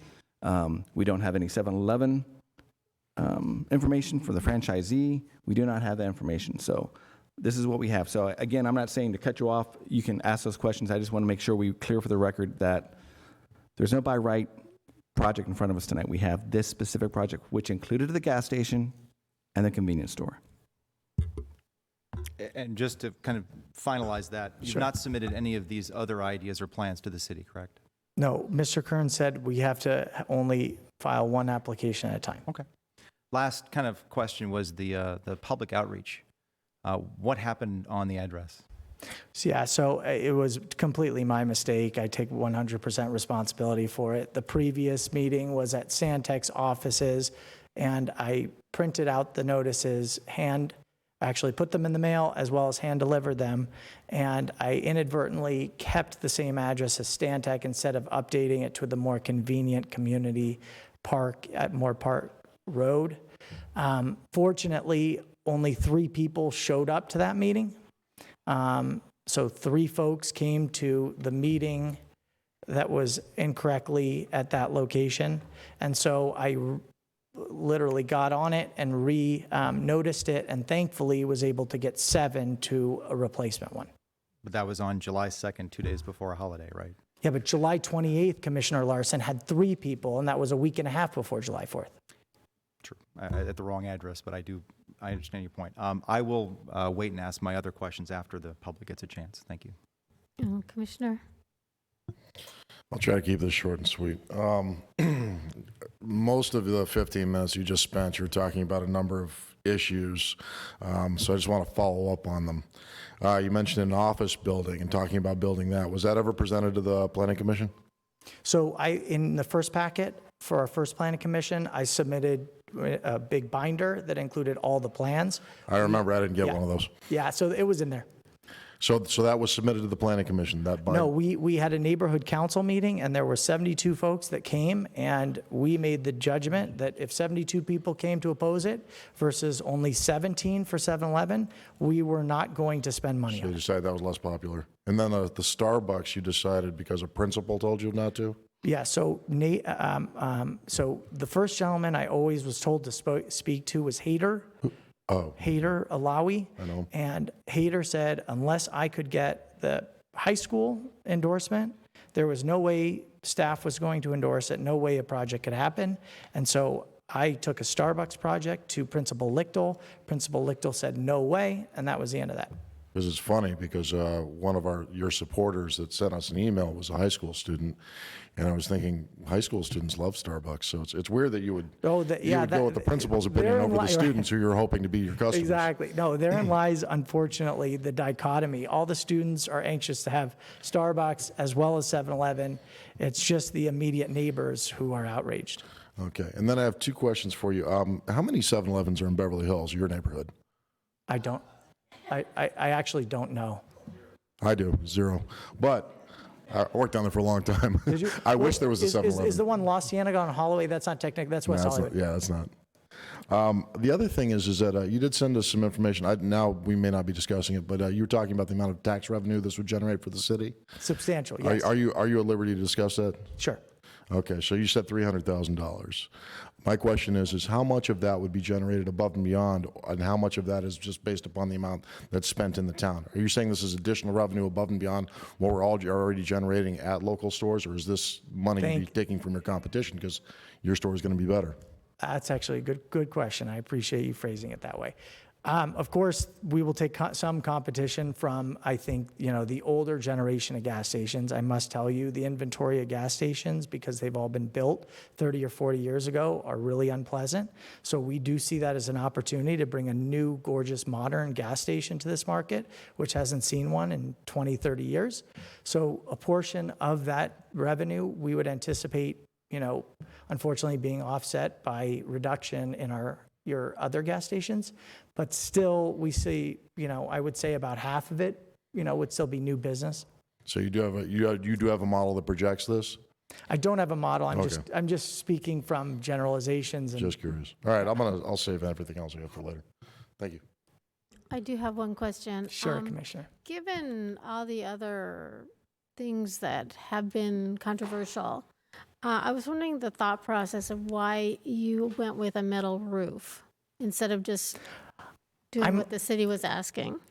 Commissioner, I appreciate you asking that question. I love my architect, Neil Scribner, and Neil Scribner is adamant that the code allows for that metal roof, and he also is adamant that will look beautiful and distinguished, and we're trying to deliver a gorgeous product. So I personally, as the developer, nor 7-Eleven, have any interest in that roof being metal, but I do have an interest in his artistic and aesthetic choice, and so I wanted to fight for it to the extent we could. Is there a cost difference doing No. metal versus? Sure, I actually think a metal roof would cost more. Thank you. Do we have any other questions? Okay. Thank you. Thank you, Commissioner. Let's see. I guess we will go to public comments. But before we do that, I just want to make it clear that everybody who comes up has a right to say what they feel. And I don't want any applause. I don't want any jeering. I don't want any comments. The applicant has a right to say what he feels, and so does every speaker. So we're going to be very respectful here tonight.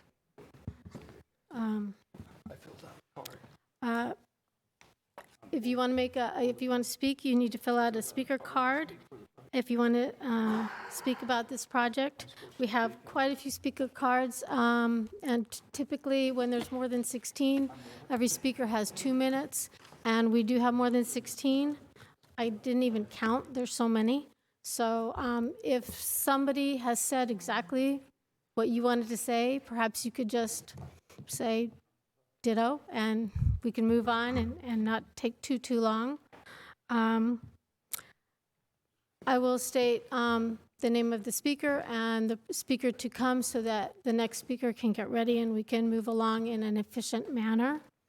So with that, our first, and these cards are in order of how they were received. So the first speaker is Paul Furcho, and please come up and state your name and city of residence. Oh, excuse me, you're the applicant? Yeah, he's a 7-Eleven. Oh, okay, I'm sorry. It's not written on here. Are you part of the applicant? Or are you speaking as part of the applicant's team? So, no, I just filled out a public speaker card because usually what I like to do is answer questions that were raised that maybe Taylor didn't know. So, okay, I'm sorry, they're not letting me, we're going to go into the next speaker. Well, the answer is just for the record, if his team wanted him to speak or you had questions specifically for him, they would call him up just like it did with the other gentleman or maybe from 7-Eleven. They could do that. But as part of the applicant team, that's the 15 minutes that they would have. Okay. So if he's and- part of that team, it's the 15 minutes. Okay, and actually, the applicant's team has a 5-minute rebuttal, and you'd be able to come up during that time if that's what you wanted to do? No? Just to clarify, as a matter of process, we want to hear everything everyone has to say. But the rules here that we've had in place for many years are quite clear. When an applicant comes up, their entire team has 15 minutes to make a presentation. They can divide that up any which way they like, but it's 15 minutes. Then there's a period of public speakers who are not applicants, but the public. Then does staff go next or rebuttal? Or Staff. Right. So then staff has a period to respond to all of the comments, applicant and public. And then there's a 5-minute period for the applicant to come back. Yeah, no problem. I can answer the questions that Taylor didn't know the answers to in the rebuttal. That'd be great. And that'll also give you an opportunity, if you like, to come back with comments about any of the other comments we're about to hear. Thank you. Thank you. All right, thank you. All right, so our first public speaker is Randall Wagner, and after that will be Robin Keswick. And please state your name and city of residence. Good evening, Commissioners. My name is Randall Wagner. I've been a resident of Thousand Oaks for over 30 years. I live in the neighborhood just to the southeast of this proposed development. I'd like to start by correcting a statement I made in error at the meeting here 3 months ago about restrictions on tobacco sales close to a school. I was misinformed and looking at other cities' ordinance that had such an ordinance, but Thousand Oaks does not. Okay, my second point is I see that there's been a change about traffic entries and exits, forcing a right-hand turn onto Flores. Well, that was one of my concerns 3 months ago, is that people who want to travel in the southward direction after stopping here would tend to turn down Cali Jasmine and wind their way through the residential neighborhood where I live, finding their way back out on Columbia where there's a stoplight and they can conveniently head southward on Moore Park Road. So that was my objection, and I see that forcing a right-hand turn onto Flores to exit will only encourage that rather than do a left turn and then another left turn down Moore Park.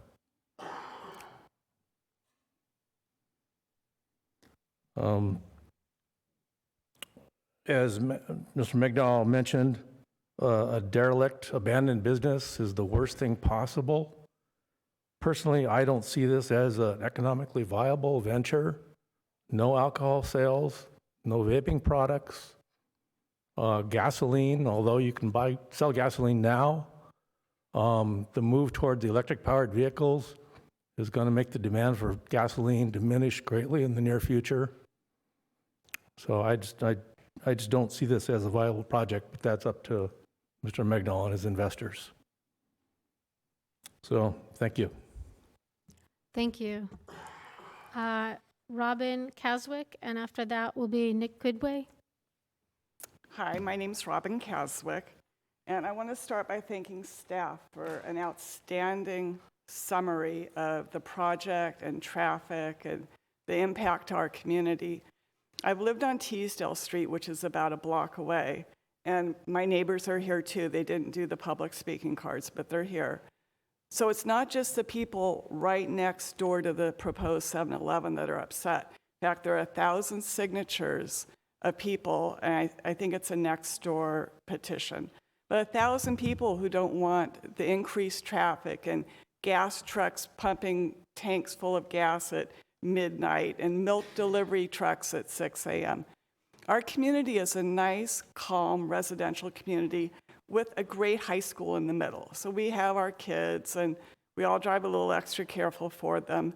I don't know if everyone pulling into a 7-Eleven is going to be extra careful because there's high schoolers walking and texting and getting cigarettes too, it sounds like. I want to say that there are 3 grocery stores within 1 mile of this proposed 7-Eleven. There's Ralph's, there's Vons, and there's Trader Joe's. So it's not like we can't get milk. I mean, it's available. And there are 2 gas stations within a half a mile and a 3rd one within a mile. So there's plenty of gas stations. They're not enhancing our community as much as the building looks very lovely. It's not improving our community. It's a detriment to our community. People who live on Kelly Jasmine, who already have a really hard time pulling out of their street and making the left onto Flores so they can get to Moore Park, it's already really hard twice a day because of the high school. It's going to be impossible getting through there when people pulling out of the service station, making the right as staff directs. That sounds good. Making a right, but then they can't get out of Kelly Jasmine because this traffic is just going right. And their street's going to be backed up. Am I out of time? You're I'm out. sorry. Okay. Well, I have more notes, but thank you. Thank you. Next, we have Nick Kidwai, and then Archer Wilson.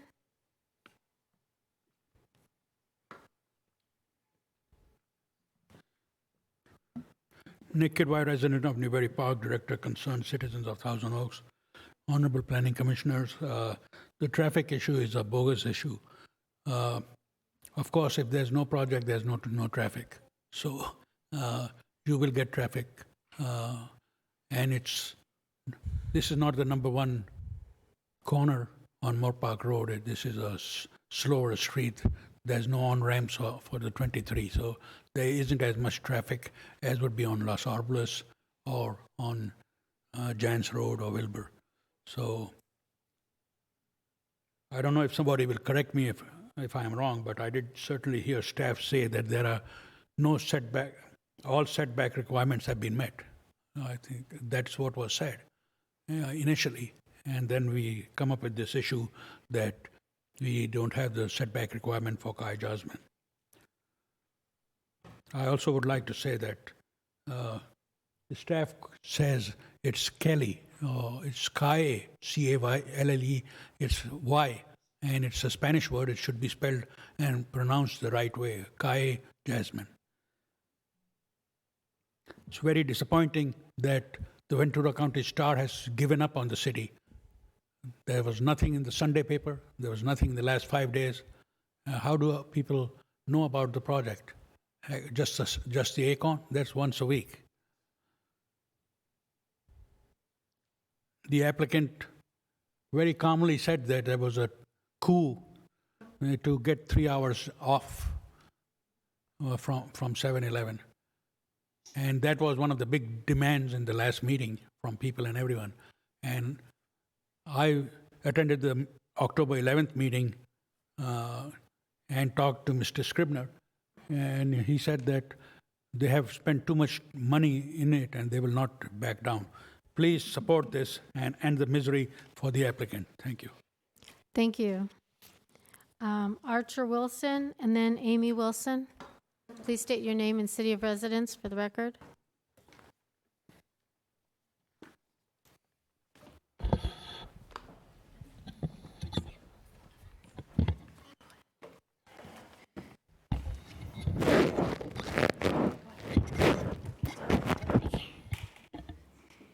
Hi, I'm Archer. I'm 5 years old. I go bike riding when I go walk the dogs. It'll be too dangerous when it's 7-Eleven because there will be a lot of cars. Thank you. Thank you. Thank you, Archer. Amy Wilson. I'm Amy Wilson. I live in Thousand Oaks. First of all, all I really want to say is that there's been a whole lot of untruths in this entire thing for our poor community and kind of downright shadiness. First of all, we very much have complained about a gas station. We have a huge objection to a gas station. I had never heard of there being a medical office proposed for there, and I live 2 houses down from the current medical office. I'd never heard of a meeting where 72 people had such vitriol against a medical office. So I was never invited to anything like that, and we peacefully coexist with the current medical office. We have no problems with that. I think that the setback that they have on Moore Park Road is how that should be laid out. The setback shouldn't be on the side of, Majid's house. That's not right against the residential neighborhood. Also, I don't know about you, but I don't go to a gas station because of its beauty. For me, it's more about price, so I don't know what that's going to bring. Just all in all, I already pick up a lot of trash from high school students. I pick up cigarette butts. I'm very much against selling tobacco in that area. And it is just really going to change the whole landscape of our really nice rural neighborhood where people ride horses. It just isn't a good fit. Thank you. Thank you. Then we have Bill Wilson and Annie Wilson. Hi, I'm a resident that lives a few houses down from the proposed site. Please state your name. Bill Wilson. Thank you. And I was just going to comment on, that whole, they do the takeout at Domino's. They close at 11 o'clock, and they close, Domino's says, for safety reasons at 11 o'clock because they had a lot of break-ins in the pharmacy there. So that's takeout. So that's 11 p.m., right? And they'll do some deliveries after that that goes later. But on the weeknights, it's 11 o'clock. And on Friday and Saturday, it's 11:45 at night. So it is everything's shut down and very quiet in there for the community. On each side of that proposed site is residential homes with babies that live there that are just brand new baby born right there across from there. Right next door where they live, right in the driveway, is absolutely young children that live there. And then we have a baby next door on the third side of it that it's within 1 year old. And we have a 5-year-old and a 10-year-old. All surrounded by children that use the park and recs for whether it's football or whether it's for events or for kindergarten or for all of that. Park and rec is right there adjoined to Thousand Oaks. All that is our kids going over there. Archer came up, he was 5. He learned a bike ride this weekend. We were over at the Anthill. We're at the Anthill, and we just go across there. He will have to go across the 7-Eleven. He'll have to go across that with all that traffic. So we butt up against Moore Park, and there is screeching with rear-ending all the time because there's nowhere to go when you stop on Moore Park Road, and people get rear-ended all the time, and fatalities with kids getting hit on bikes. And so I'm always out there seeing sirens all the time. So it's not just during the school hours, in the morning and school hours at night. It is absolute traffic during all times of the day where people are going over there and using the park and using the park and rec. So they applied last time, they got declined. The only thing they did is took a tape measure, it sounds like, and got another couple extra feet. And that's all that's changed from the last time he applied. So please deny him again, just like you did last time. All right, thanks. Thank you. Then we have Annie Wilson, and after that, Sherry Kamal. Hi, I'm Annie. I am a resident of Thousand Oaks. I am 10 years old. I don't think a 7-Eleven should be placed in my neighborhood because it can attract bad people, crimes, and a lot of traffic. When my family and I walk to the park, we have to pass where the 7-Eleven would be placed, and we don't want people asking us for money or trying to steal from us. I think that adding a 7-Eleven will give a better chance of crimes happening in my safe little neighborhood. Thank you for your time. Thank you. Sherry Kamal, and then Majid Kamal. And I'm sorry if I mispronounced it. Hello, my name is Sherry Kamal, and I live in Thousand Oaks. Matter of fact, my house is directly across on the corner of Los Arboles and Calle Jasmine. So I have a few concerns, in my opinion, why I don't want a gas station, let alone a 7-Eleven in my neighborhood. The area is already high traffic. And as you have stated before, we are here to look at the codes and see if this meets the codes. This project meets the codes. So I wanted to point something out with the traffic picking up there, and there's always traffic right there, and people do come in and make U-turns. I have 2 driveways on Calle Jasmine, How am I going to get out of my home to go to work, to go to the store, to spend money in the community, to participate in community events? I did want to point out that the traffic study that was done when the Starbucks on Rancho and Thousand Oaks Boulevard was built is now causing traffic problems. And in my thinking, this would be a similar situation. I'm certain those businesses there behind Starbucks are losing money because people cannot get in and out of their businesses. We as neighbors and as a community won't be able to get out of our community. I don't see a difference. Secondly, I know I'm almost out of time, but the standards for gas stations, I believe, as you were stating, the last update was 1972. This is 2019. Maybe it needs to be looked at again. Thank you. Thank you. And now we have Majid Kamal, and after that, Denise Edwards.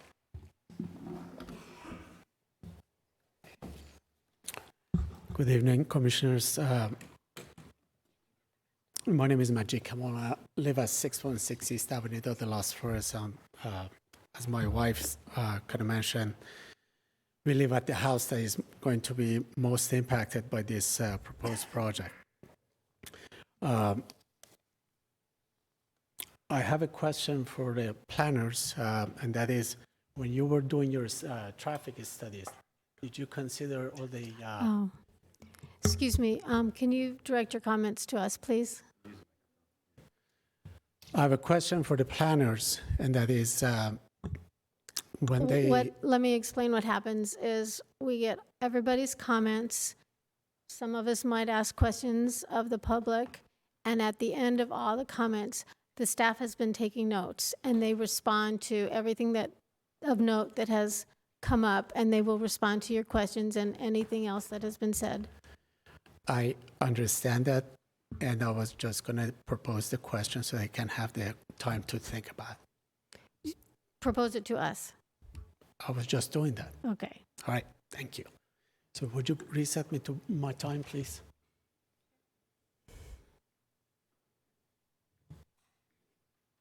Thank you. So the questions for the planners to think about is that when they were doing their traffic studies, did they consider the delivery vehicles, being the trucks for the proposed convenience store or the fuel? And I think that by itself is a very evident thing that this is just not a good idea. This project is not a good idea for this site. Several times, Taylor has mentioned buy rights, and I just want to remind you that your mention of these buy rights does not constitute giving you a waiver of the setbacks. You still have to deal with that. And I'm very much hoping that the commissioners would take that really under consideration, that do not give him the waiver. If you give him the waiver, you're taking away from quality of my life, my kids' life, and everybody else in that neighborhood. The subject of Domino's delivery hours has come up. Those folks' buildings faces Moore Park Road, not like the one that these folks are proposing. They are facing directly my house. They have a more impact on my quality of life than Domino's has at those late hours. And they're making it sound as if going from a 24-hour proposal to a 5 to 2 a.m. is a favor to us. It is not. It's the same. It's the same. And then another thing for the planners to also consider is that my background is in civil engineering and field surveying. I know for a fact that within a few years, that signal, that intersection, Calle Jasmine and Las Flores, will be a controlled, whether it's stop signs or signal intersection.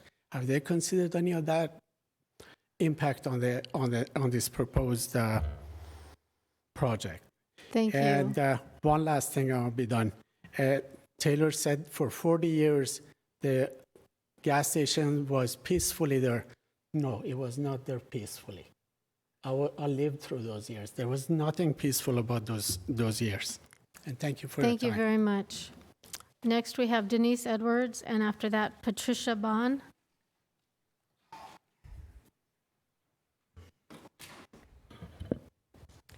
Thank you. My name is Denise Edwards, and I actually am living quite a distance from it. I'm just north of Olson Road off of Moore Park Road, so I'm not, I'm at a distance, but my concern is that I come down Moore Park Road around 8 o'clock, 5 days a week, and the traffic is unbelievable. It is just definitely not a safe place to put in a 7-Eleven and a gas station where cars are coming and going. It just doesn't.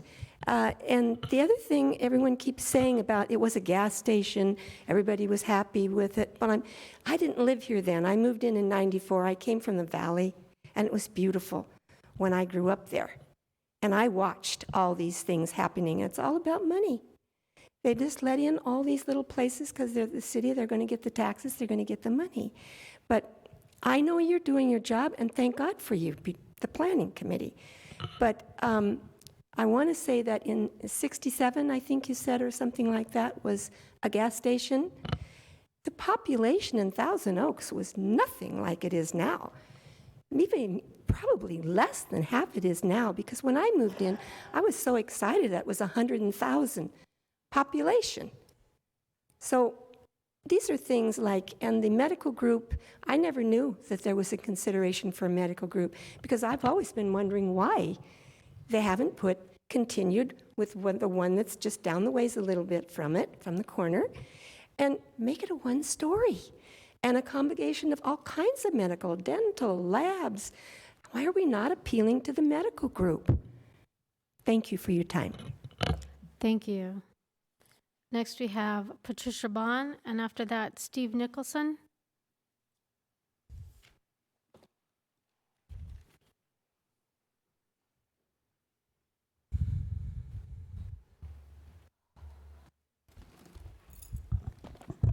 Hi, my name is Patricia Bond, and I'm actually one of the 3 homes that sits on the east of the property, directly behind it. And a lot of the points have been met. 3 hours less than 24 hours is really not a change. All the trucks that will be coming to deliver will be, there will be a noise. And my house, my bedroom faces where that would be. Now, the medical place does have lights 24 hours a day, but they do have them, they're kind of ambient lighting, so it's not super bright. And I'm really concerned for the safety of my children. I have a daughter that goes to Thousand Oaks High School, and she normally would walk to school, but I don't know that I would let her walk to school anymore. On another note, the meetings that Mr. Megdal had said that he's had about the medical and all that, I live within a really short range, and I never received any of those. I did receive the one for the June 28th, and then for the one that was changed for July 2nd, I happened to be on vacation, and I would have been there. During that time, right after that, I would like to share some photos. Mr. Megdal did come around and was harassing my neighbors. My neighbor directly across the street saw him. He came knocking on my door. Do I just pass this to you? And was peeking in my window, my kitchen window, and then was peeking in my front door. This is for everyone to see. And that's like harassment, and it's really creepy to have some person looking in my door. That's not really a good, someone who wants to run a business in the area and is so concerned about the community. That doesn't seem like a very community-oriented type of behavior for someone. If I would have been home, I would have called the police. So, thank you very much. Thank you. Next, we have Steve Nicholson, and after that will be Timothy Corbett.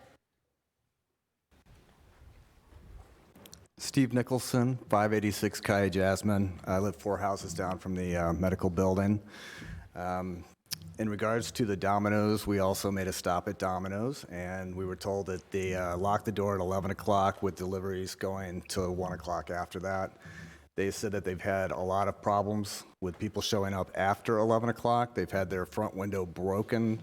They've had other people trying to get in, drunk people, high people.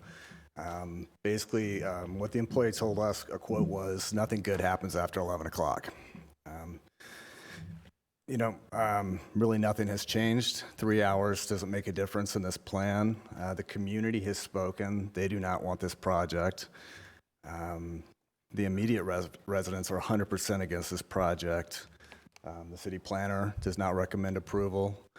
The PTA does not. I believe selling tobacco at this location across the street from a high school is a horrible idea. We also deal with quite a bit of traffic already at that corner. I think that's going to be a problem. I believe there will be increased crime, vagrancy. All these issues that were discussed, they will still be happening. It's just not a good fit for this lot, this project. And in regards to the community outreach meetings, my wife and I were at the first 2. We also tried to be at the third one. We were 2 of the 3 that showed up to nobody being there. We were given less than 24 hours for the 4th notice, so we couldn't make that. I couldn't change my plans. The meetings that we did attend, it was really a lack of community outreach. There was misinformation. The only specific question I asked, they did not have an answer for. We heard what great food we were going to be able to buy at the 7-Eleven. I strongly urge the Planning Commission to say no to this project. Thank you. Thank you. Next, we have Timothy Corbett, and after that will be Chris Huddleston.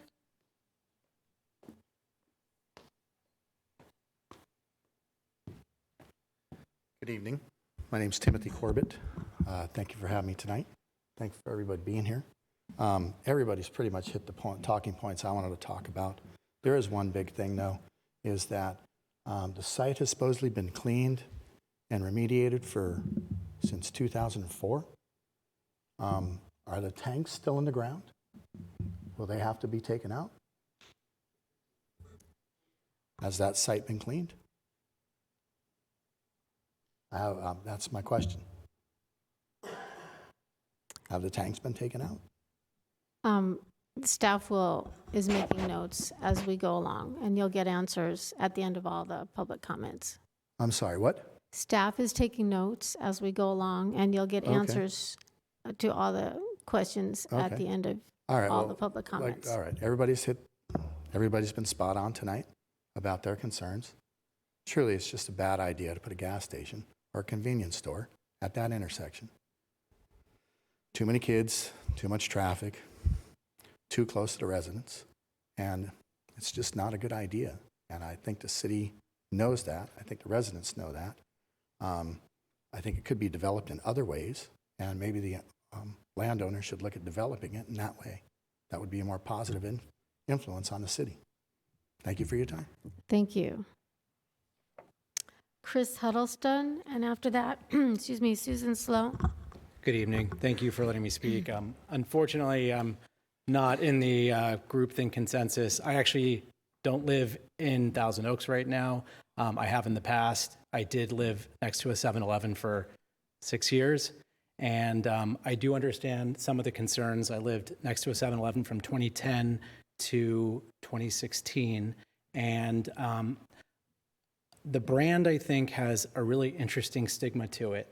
One that, people sort of know it from growing up. They have an idea of Slurpees and sugar and all this other stuff. And the one I live next to actually went through a rebrand in about 2014. And they brought in a beverage wall. They brought in fresh fruit. They did all of these things that was the opposite. And I hadn't set foot in that 7-Eleven. And I was just really curious about it. So the long story short is it was a single tenant 7-Eleven, not a shopping center. And it was beautiful. And I ended up buying food there. I never thought I would do that. It's just, At the end of the day, I think there's some common sense approach here that you guys can come to a middle ground. If there's houses next door that have a problem, I'm sure there's a wall that can be built. I'm sure there's mitigation measures. And at the end of the day, this is a conditional use permit. You can always bring them back in and say, you need to do these extra measures to make this 7-Eleven run properly. So there's got to be, after seeing this and hearing this, I've known Taylor for 30 plus years. He's a stand-up guy. He's done really great developments. And I don't understand all the laughter and everything else. I think, it's discriminating against a tenant that, quite frankly, would bring, yes, a lot of tax revenue. I think would bring security, would bring, life to that corner. And at the end of the day, it's not a destination. It's the cars driving past it. It's people that live in the community. It's going to be these kids getting the sugar-free Slurpee. I hate to tell them I've got a 6-year-old who loves the Slurpees. And I just think that the stigma that 7-Eleven has, they're working to come out of it. I just postmated items from 7-Eleven 2 weeks ago, and it's a different brand than what you're thinking. And I just sort of implore everyone, I know it's very easy to come in and yell at Taylor, yell at 7-Eleven or whoever else. And I know the position you're in, these are your constituents. You want to fulfill what they're asking.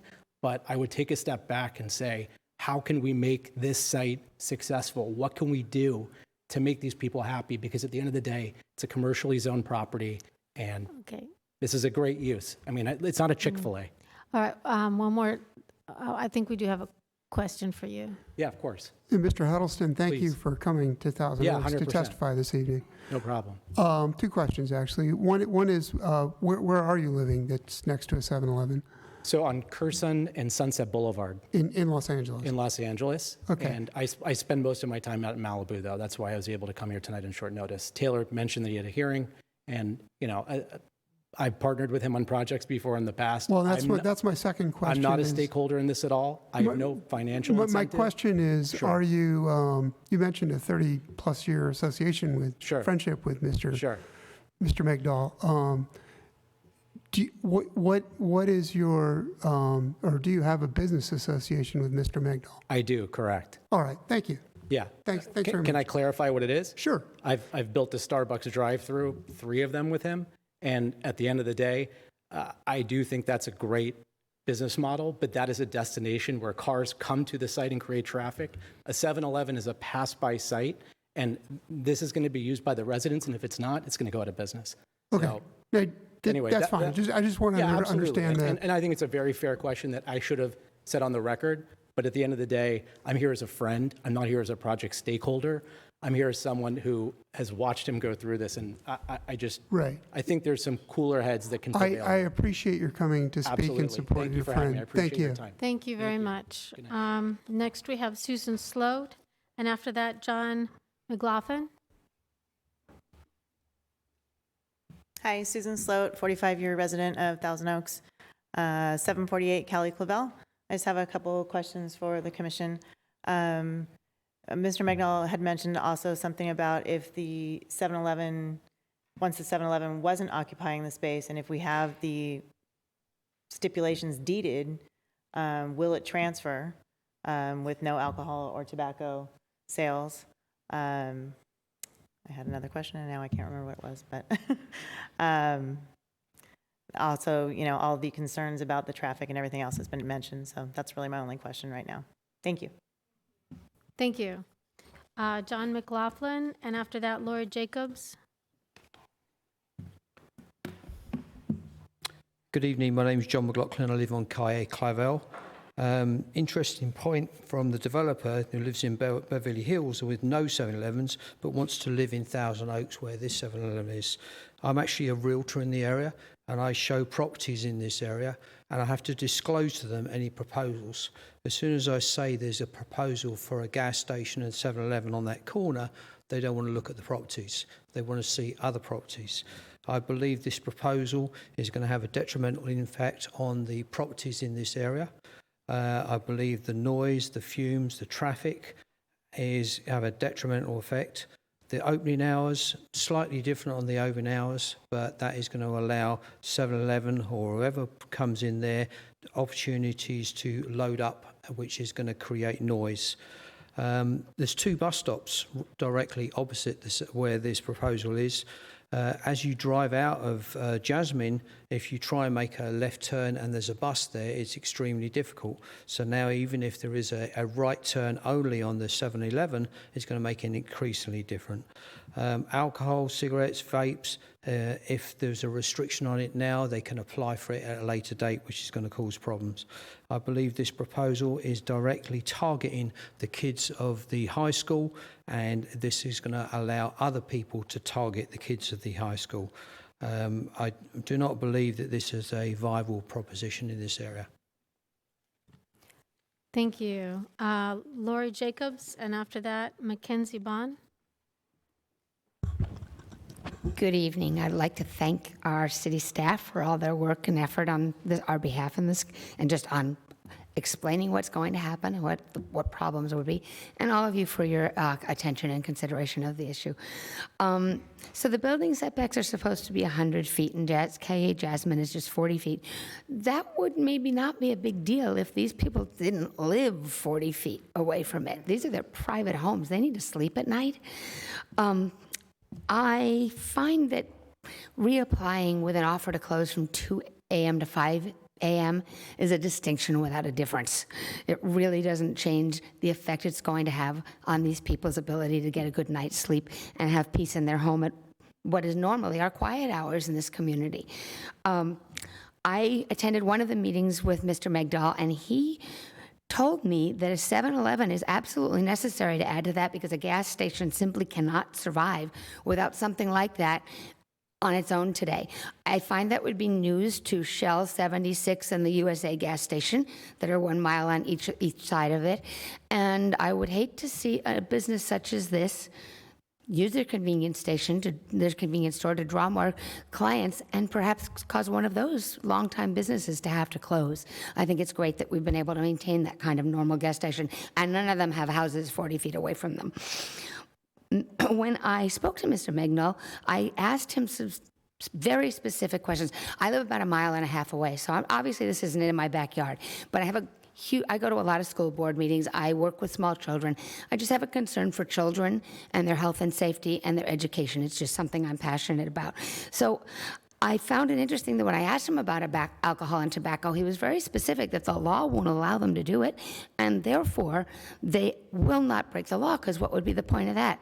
He didn't tell me that this applied only to the alcohol and not to the tobacco, which I was quite clear that I was referring to both in my conversation.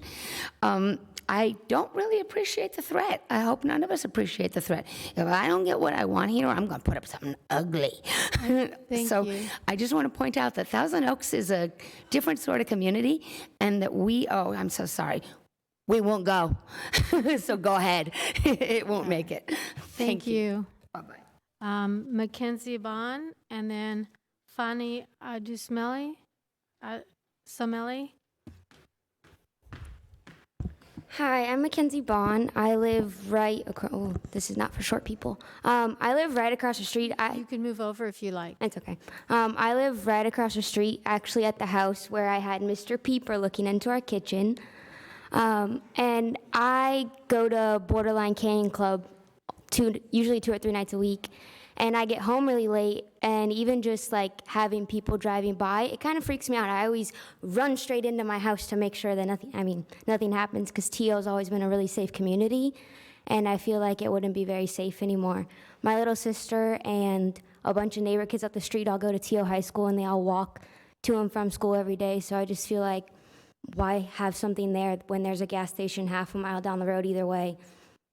And also, why are they trying to build something if they don't even have a person that's going to build it yet? They don't even have someone who's planning to build anything. They have to go interview all these people to find someone to do it, and they don't even have anything prepared yet.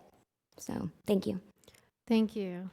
Fani Adusmeli, and I'm sorry I'm not doing well on your name. And then Jerry Vance. By mistake, I gave my name. I'm not prepared, but yeah, I'm really opposed to this. That's pretty much. I'm sorry. Can you state your name and city of residence? Yeah, my name is Fani Adusmeli. I live in 391 Teasdale Street. Yeah, I'm really opposed to this project. Thank you. Thank you. Jerry Vance, and then Paul Furcho.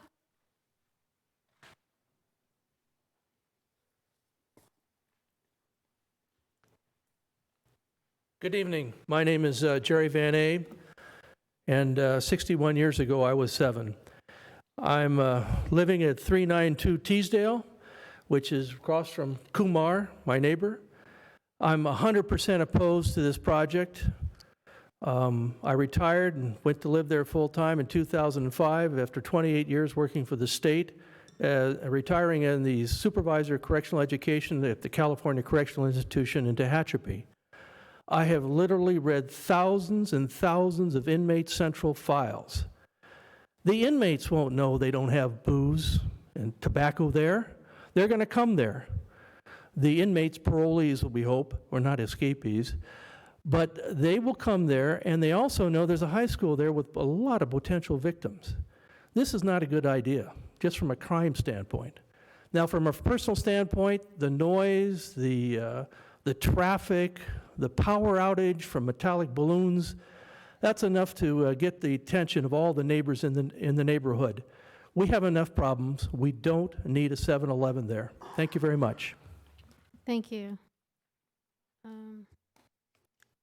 Paul Furcho, and then Neil, hang on. Okay. So have I gotten everybody who wanted to do a public comment other than the applicant? I didn't miss anybody. I want to make sure I get everybody. Did you fill out a form?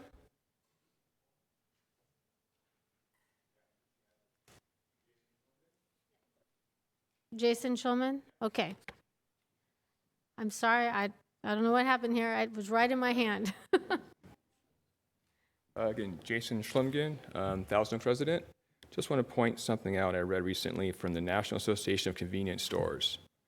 In 2017, of all the top 10 store cigarettes that have most positive results of sales, the following is an overview of in-store revenue from products sold in stores. Tobacco, cigarettes, and other tobacco products, 34.1% of sales.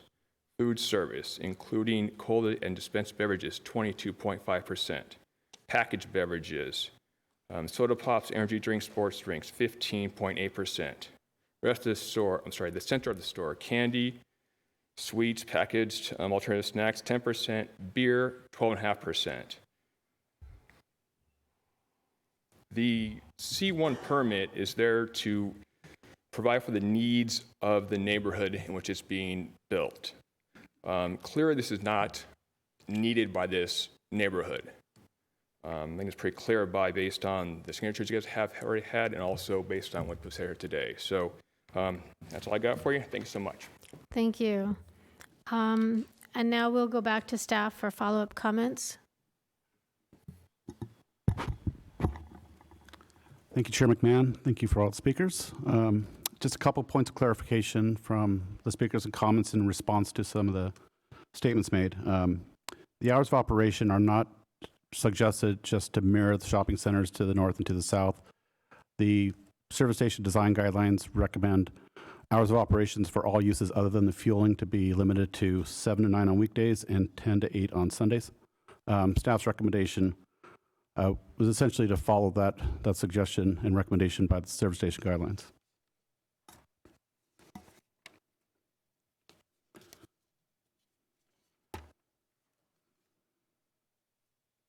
Ms. Vaughn stated concerns with potential light impacts. Just for clarification, that if this project does go forward, the city does have a technical review of all lighting proposals, and we review photometric drawings, which determine what the impacts are going to be and make sure that lighting does not, the light intensity zeroes out essentially near the property line. So there's no spillage beyond the property lines onto adjacent, in the residential area in this case.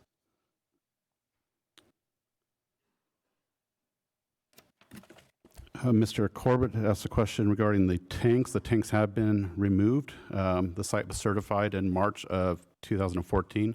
Tanks were removed and the site was certified as being remediated.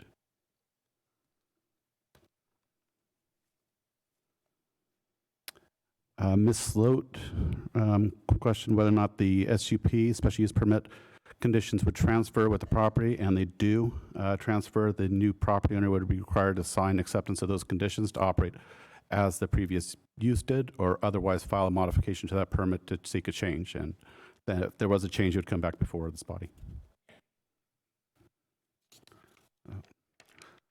The majority of the other comments focused on the traffic impacts, and I'll let Ms. Naum speak to those. Good evening. I have 4 comments I was going to address. First one, it was brought up that possibly that the right-in, right-out driveway will encourage more people to travel down Cali Jasmine, and was questioned if did we look at this, and the answer we don't think there'll be a substantial, even very many people will make that right on Cali Jasmine and wander through the neighborhood. That's not to say that some people won't. It is a beautiful neighborhood, but because this is a convenience store more in the neighborhood of where it's located, people will be coming and going. There's a very high passerby factor, so people will know where they're coming and going, and we don't think they'll be driving through Cali Jasmine neighborhood to find out how they're going to get out of the neighborhood. They'll be using the intersection. There is a comparison made to the Starbucks on Rancho and TOB. I actually don't think it's a very fair comparison. The Starbucks on Rancho and TOB does have its challenges, but it's a Starbucks with a drive-through with, it's not a service station, so I don't think that was an accurate comparison, that this will be very similar to the issues at Starbucks at Rancho and TOB. The question was, did we consider looking at the truck traffic that will be accessing the property? When we look at trip generation rates and impacts to the project, the trucks are part of the big picture. So no, we did not look at individual truck trips to the site, but it was considered as part of the overall trip generation rate to the site. And there was a statement made that the intersection of Cali Jasmine and Flores will eventually need some form of either stop control or a signal. As all intersections in the city, will continue to monitor it.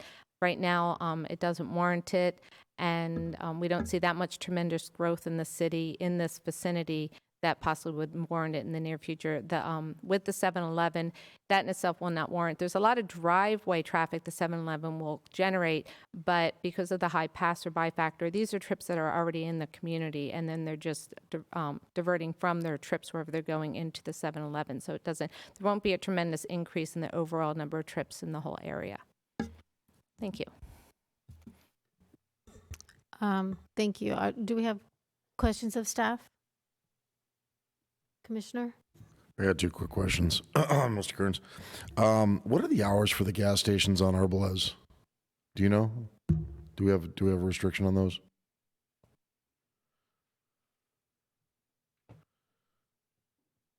I lived next to them for a long time, and I think they closed at 9, but I'm not sure. I actually went today, just out of my own curiosity, and I went to a few of the gas stations. The gas station on Arbalez and Avenida de las Plantas opens at 6 a.m. and closes at 6 a.m. to 6 p.m. The gas station on Arbalez and Moore Park opens at 5 a.m. and closes at 10 p.m. And the 76 station at Arbalez and Moore Park opens at 6 a.m. and closes at 10 p.m. And then I went down to the gas station at Jansen Moore Park, and they're open 24/7. Yeah. Thank you very much. I'm glad you did that survey for me, anticipating that question. The other question I've got is the property directly to the south. I believe it's a medical office building or a burn unit or something along those lines. When that building was put up, were there restrictions on the hours for that one? I understand the old Jacopuzzi property had restrictions on the hours, obviously. But did they ask anything of the people directly to the south of this place? Yeah, it was restricted to a closing hour of 9 p.m. as well. I'm sorry? 9 p.m. was 9 the closing p.m.? hour. Okay, Yeah. copy that. That's all I've got. Thank you. Commissioner? First off, thanks very much for your research on the hours. Much appreciated. Just for clarity, I want to be sure I understand about the 124-hour spot you mentioned. do I understand correctly that there were a number of 24-hour gas stations in operation in Thousand Oaks prior to the adoption of the current standards in 1972, and that 24-hour operation was grandfathered in because those stations previously were permitted to operate around the clock? There's a total of, as mentioned, there's 29 service stations in the city. 16 of those are located within 200 feet of residential where the hours of operation would kick in. 3 of those were authorized by permit to be open 24 hours. Have any stations been approved for 24-hour operation that you know of since the current guidelines went into effect? Actually, 2 of the 3 that I mentioned were approved under the current guidelines. For 24-hour operation? For 24. All right. Yeah. Thank you. I did have one question, and it was triggered by something, one of the public comments. The deliveries, and I might have missed it in the report, are those restricted to certain hours, the deliveries of gas and supplies?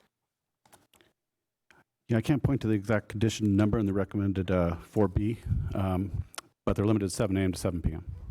7 a.m. to 7 p.m. Yeah. I believe it's condition 66. Oh, nice.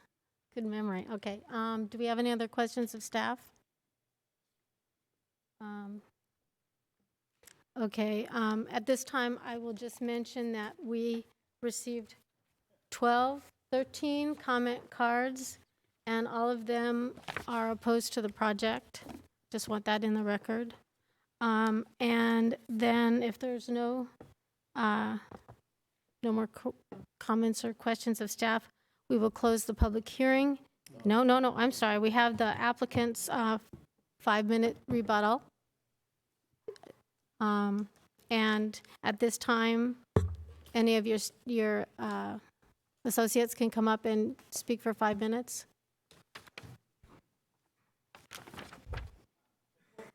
Joins us for his rebuttal, which I'll give most of the time to him. I just want to note, this is a single tenant 7-Eleven. This isn't a shopping center. The Planning Commission is going to have a lot of authority over a CUP that's granted.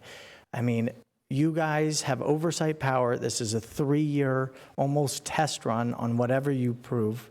And you can impose more cleanliness, more security, and a lot of other levers. So, and we would welcome that operationally. If you see there's a concern, and if you guys want to impose an additional something on us, or limit our hours after 3 years, that would be fine with us. But we will prove to you we won't need any of them. I'd also like to say one other note. I emailed Planner Kearns about his interpretation of the ancillary operations of a gas station.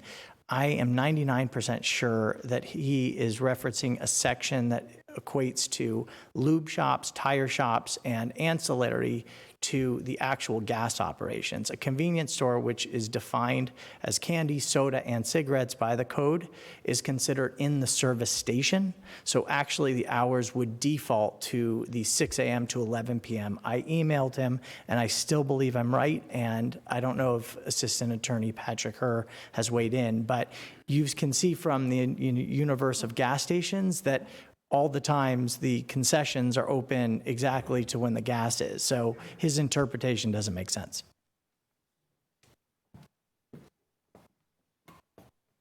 Hi, Paul Furcho, real estate manager for 7-Eleven. So obviously a lot of issues were just discussed totally at length. And the one thing I'll mention about cigarette sales, which hasn't been mentioned so far, is the consequences for the franchisee. So the reason why we have 5 stores currently today that have no violations whatsoever by us or the police that we could find is that if they get 2 violations within 2 years, they're forced to sell their franchisee, their business. And if they get a third, they lose it altogether and we just take it over. So there's a big incentive for them to comply. And we give them the tools, too, with regards to our register system, where any sale of an age-restricted product, no matter what it is, the computer actually stops the sale and makes them scan the ID. It also gives them the date that they need to look for. It's It actually works very well. And we also have a secret shopper program where we have unannounced visits once a month where they test the sales associates without identifying who they are. And then they go over the results with the district manager and the franchisee once a month. So with tobacco, we definitely take that seriously, especially as mentioned, the location of this 7-Eleven. Very quickly, the SIG sales for 7-Eleven in general are much lower as a percentage because NACS, or National Association of Convenience Stores, they're usually averaging just the typical convenience store that has Coke, Cheetos, cigarettes, right? Where 7-Eleven obviously has a lot more to offer than that. So as a percentage, we're much lower. The reason why Taylor really couldn't answer that question, though, is because there's something we call market basket. So when someone buys a pack of cigarettes, they usually also buy something else, like a sandwich or coffee or whatever. So the true impact of not having cigarettes available to sell is a little bit more involved than just percentage of cigarette sales. The reason why we don't have a franchisee is because the way our model works is 7-Eleven actually builds the store. And then once it's nearing completion, we go out and find a franchisee and we hand them the keys. So the franchisee is not involved in construction-wise. And the reason why we don't have a franchisee here today is because until we are certain the site's going to happen, we don't market sites to franchisees until we know that the site's going to happen. With regards to class action lawsuits, the one in Southern California was dismissed with prejudice last year, although there are many franchisee associations throughout the country, so maybe there's another one somewhere else, maybe on the East Coast. The monument sign, I was thinking of solutions as I was listening to the comments. The monument sign doesn't have to be on the corner. I did see through those pictures legitimate concerns as far as how that literally blocked the intersection, so we can move the monument sign off the corner. I'd be okay with that, of course. Delivery hours was already mentioned. We definitely work with the city on delivery hours because the whole purpose of this is to preserve the quality of life for the nearby residents as much as possible. So no one would argue against that. Traffic, I can just tell you I agree. Also that through the multiple 7-Elevens I've opened, since it's a convenience store, we're capturing people that are already there. Me as a customer, I'll drive 5 miles to go to a Costco. I'm not going to drive 5 miles to go to a 7-Eleven, okay? With regards to, I think environmental was already covered. Just so you guys know, 7-Eleven would never go to a location that was considered dirty. We're a multi-billion-dollar company, and that is way too much liability for us. So if the site is not clean, we're not going there. So, and that is my rebuttal. Thank you for listening. Hold on one moment. Actually, you have 5 seconds. I'm sorry. It's okay. Did you want to? I was just going to offer for questions, but if you want to continue. Did you have anything else? Okay. Do you have questions? I'm sorry. Well, first, as a matter of process, is it okay to ask a question of the applicant during rebuttal? Yes, that would be, now's the time before we close the hearing. Great, thank you. Thank you, Mr. Furcho, for your comments. I just want to be sure that we're clear on the parameters of ownership and franchising and developing and land ownership. This gentleman to your left, to your far left, I'm sorry, Mr. Cox. Let me just make sure I understand who's doing what in the puzzle. Mr. Cox is the property owner, is that correct? His family has been the property owner? As far as I'm concerned, all I care about is who I'm signing the lease with, and I'm signing the lease with Taylor. All right. So if the commission approves the application, who is the property owner? I'm going to assume that becomes Taylor. Yes, that would be us. Okay, so Mr. Cox would sell his property to Mr. Megdal? Correct. All right. And then is it still called Southland Corporation, or is it 7-Eleven now? No, it's 7-Eleven. Okay. 7-Eleven. Yeah, many years ago. Yeah. Many years ago. You used to sponsor a bike racing team. Mm-hmm. I know it well. Anyway, 7-Eleven is a franchising operation I presume that you have some business relationship with Mr. Megdal, the new property owner, correct? So Taylor Megdal is a developer that 7-Eleven uses, and he will locate locations that we want to be at and build out the space for us, and we will sign a lease with Taylor. Okay, so you would be the lessor. Yes. And Mr. Megdal would be the lessee. And then once the project nears completion, as you just testified, you would find a franchisee who would be 7-Eleven's licensee. Correct, but as far as Taylor's concerned, the lease terms has to be adhered to by 7-Eleven. So the franchisee's not paying the rent or anything like that. It's 7-Eleven that's doing that. I understand. You've got a system, and the franchisee, whoever that turns out to be, needs to abide by 7-Eleven's rules. Correct. Great. Okay, thank you for clarifying how the operation works. Nothing else.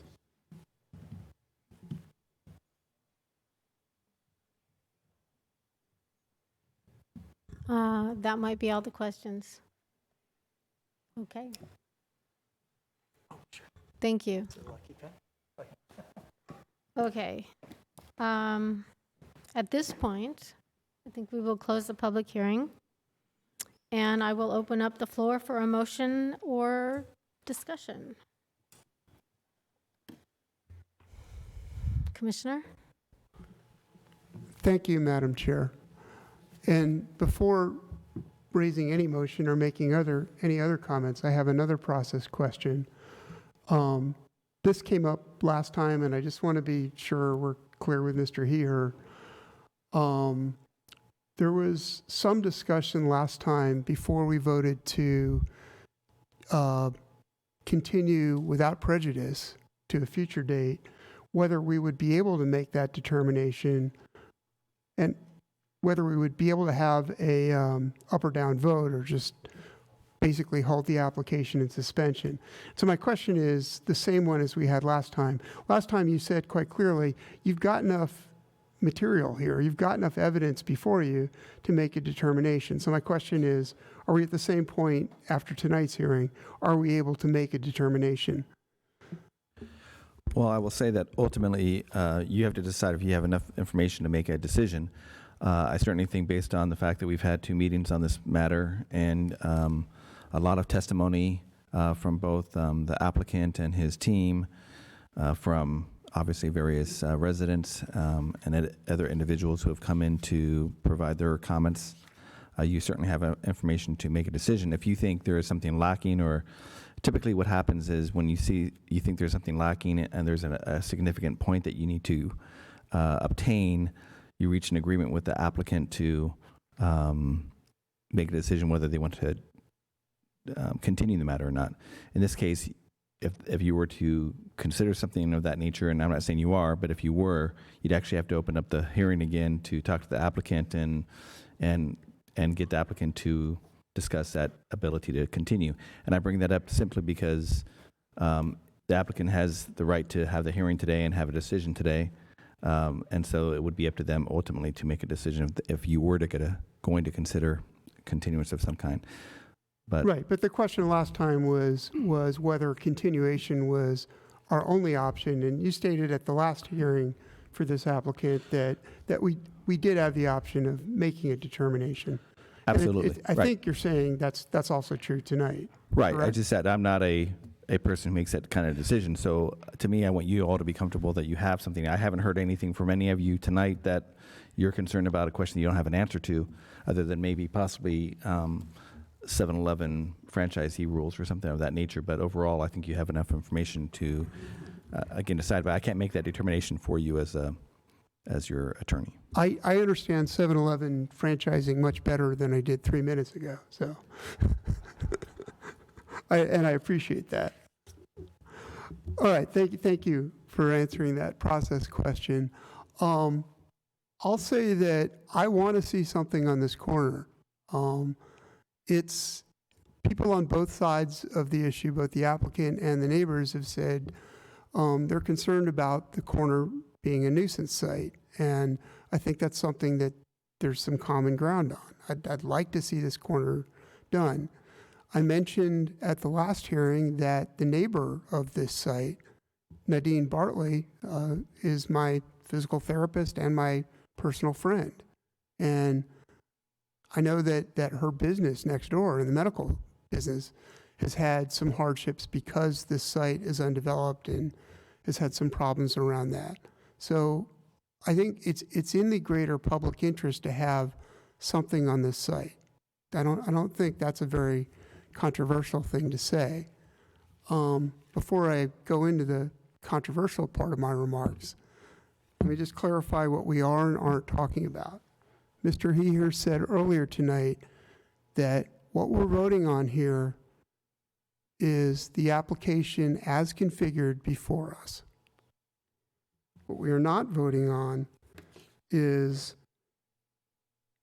as Mr. Megdal said, the gas station is, quote, the only reason we're here.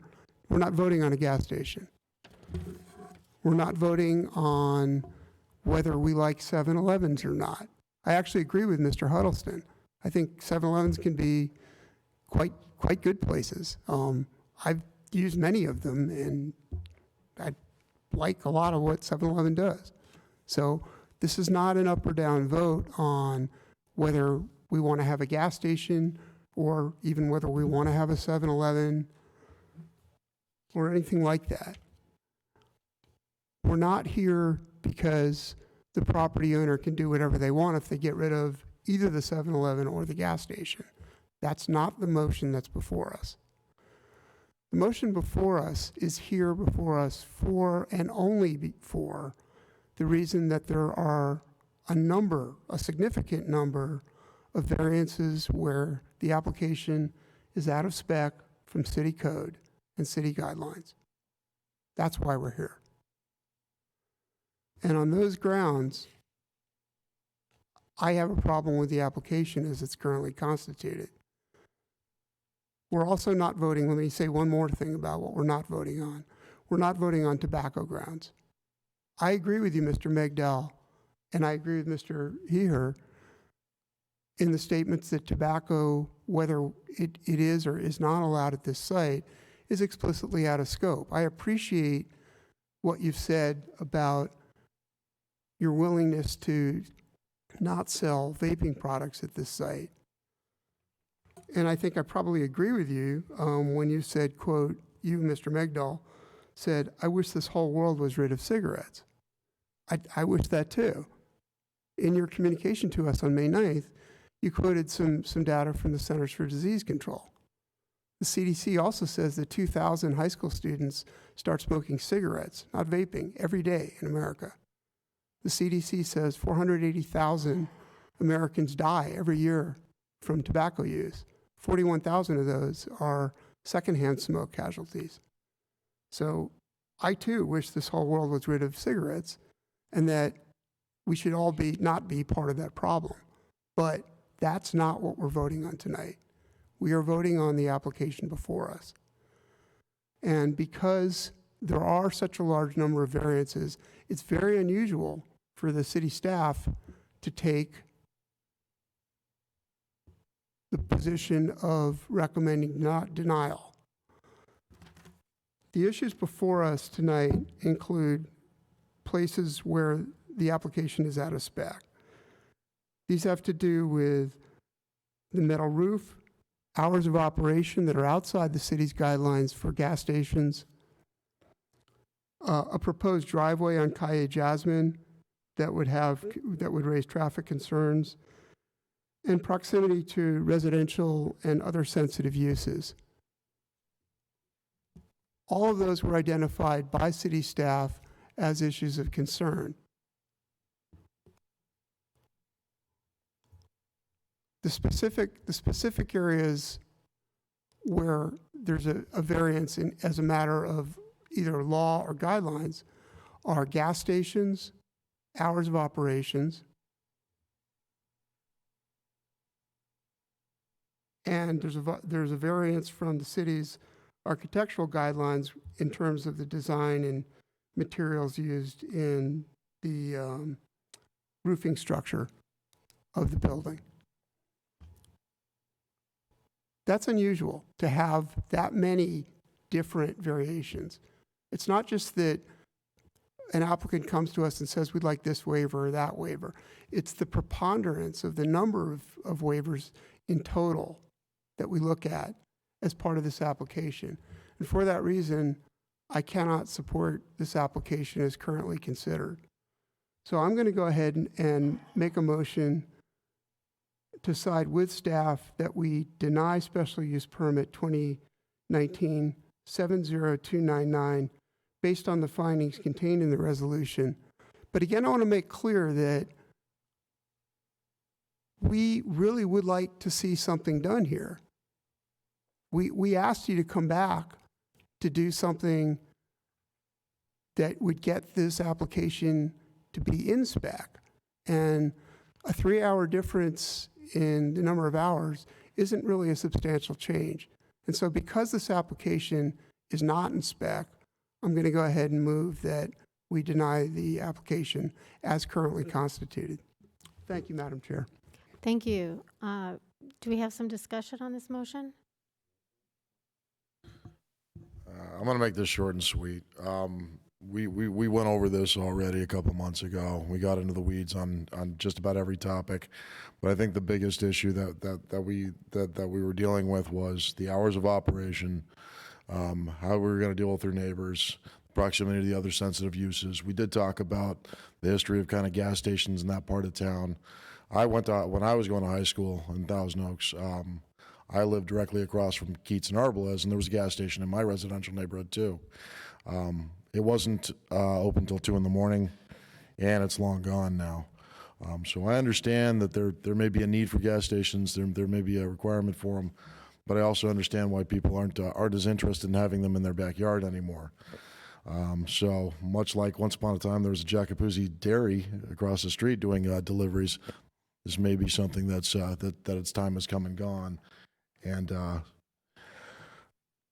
3 hours difference isn't enough to sway me at this point. So, Commissioner? Yeah. I first want to thank you again for trying to invest in Thousand Oaks. It's an amazing city, and I very much appreciate that.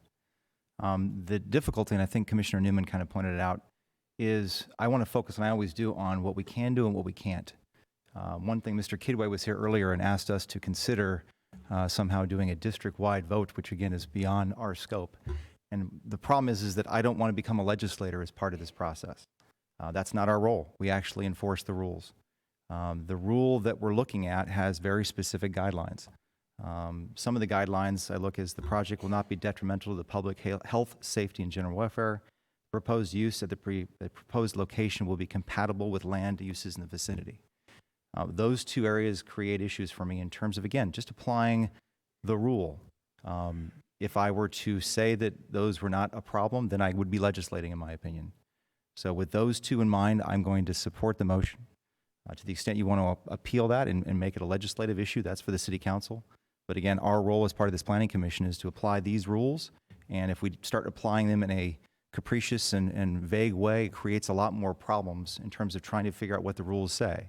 And that's not what I agreed to do, and I don't want to go beyond that. So again, I appreciate everything you've done. I know you're frustrated. Believe me, I can see all the effort and time and energy you've put into this process. You've modified stuff. And by the way, another thing Commissioner Newman pointed out, we're not negotiators here. We actually can't go back and forth and start changing terms on the fly. That's something, again, we recommend you guys do with the staff, and bring a final project to us that we can actually say yes or no to. Because again, this is a public process. We have to make sure everybody here has a chance, and everybody at home has a chance to be involved and engaged in that process to make sure it's fair and transparent. So for that reasons, I'll support the motion.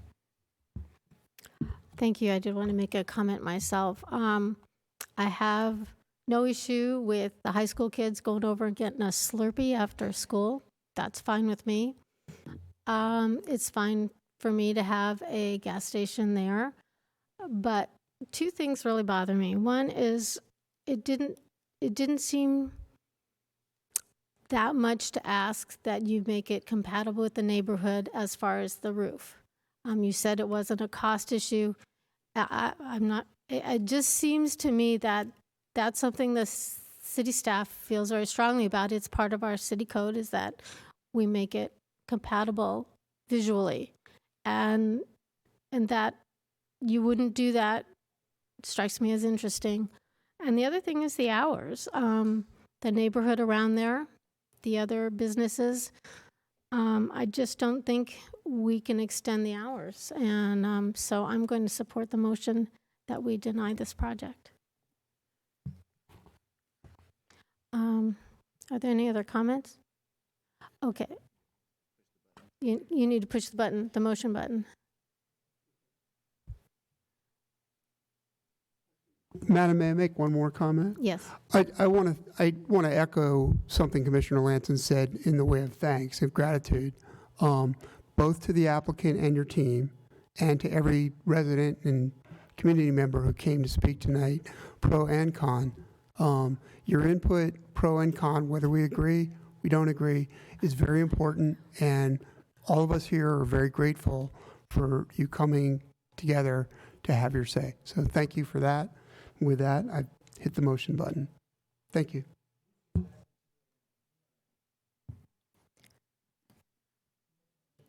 Can the secretary please prepare us for a vote?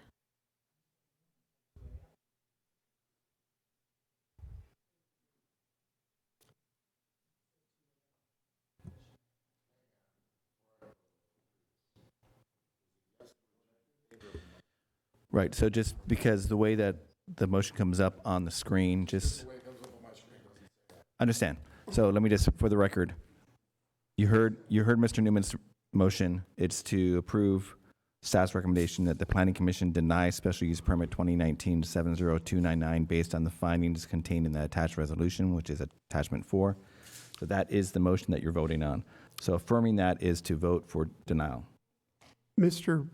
Buss's confusion may come from that the screen says We understand. the request is to allow. We understand. But a yes vote means to deny, correct? Yeah. Correct. All right, thank you. Motion carries 4-0. Commissioner Cohen is recused.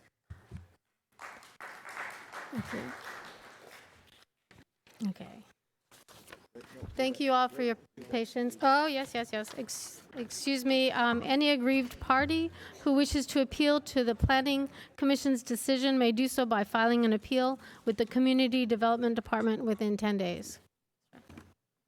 All right. Does the commission want to take a short break? Okay. Short break, please.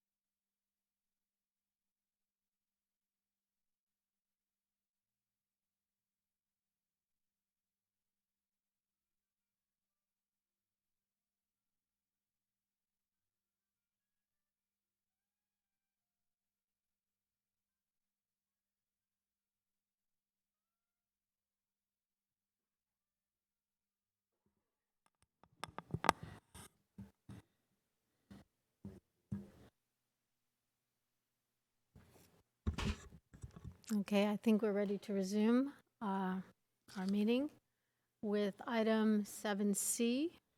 Will the clerk please open the public hearing? Hearing having been advertised as required by law is hereby open to consider agenda item 7C, case number RPMN 2019-70065, to allow the demolition of an existing single-family dwelling and construction of an approximate 4,000 square foot, two-story, single-family residence where the second floor area exceeds 75% of the original building footprint, located at 1408 Red Sail Circle. The applicants are Scott and Sandra Alderton. With that, Chair, Mr. Berrigan is back again to present item 7C. And with that, I'll turn it over to Steve. Good evening, Chair McMahon and members of the Commission. I am Steve Berrigan, the project planner for this case.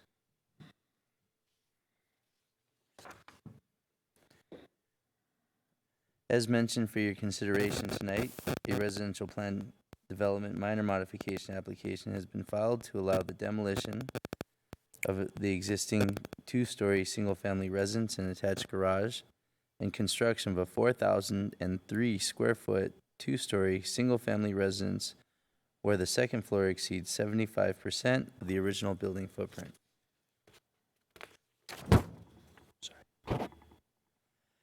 Precise plan of design guidelines establish guidelines and standards for evaluating new residential development throughout the city. In this case, the guidelines specify that rebuilding a residence where the proposed second-story floor area exceeds 75% of the original building footprint requires Planning Commission review. This is an overall map of the vicinity. Note the proximity between the Ventura and Los Angeles County line.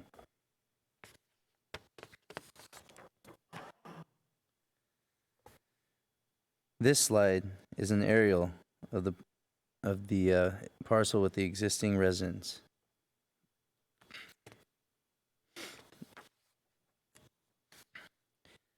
In 1967, the Planning Commission approved PD 640 and Tract 1954. In 1969, Commission approved a modification which established overall development standards, including setbacks. With that said, PD 640 and Tract 1954 is commonly known as Westlake Island or just the island. There are a combination of factors which make the island separate and unique, make the island a separate and unique residential area within the city.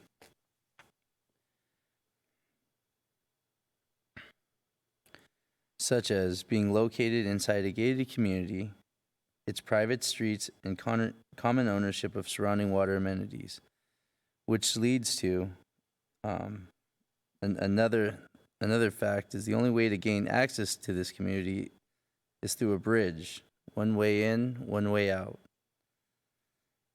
The island is divided between the Ventura and Los Angeles County lines. Once you're in the community, making a left onto onshore, Oak Shore, as opposed to a right, you are in Los Angeles County side of the lake.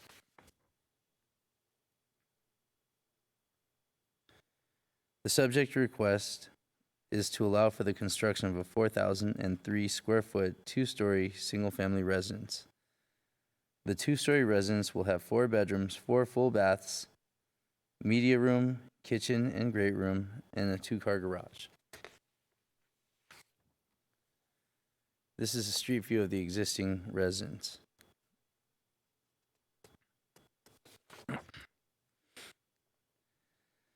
The single-family residence as proposed is consistent with the underlying Plan Development Permit 640. Also, as noted within the staff report, the Westlake Island Architectural Committee has approved the plans.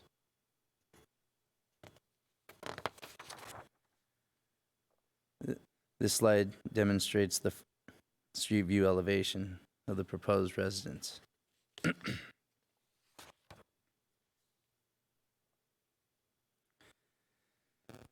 For comparison, this table demonstrates recently approved single-family residences and remodels located on the island, which are similar to the proposed residence in terms of floor area, height, and setbacks.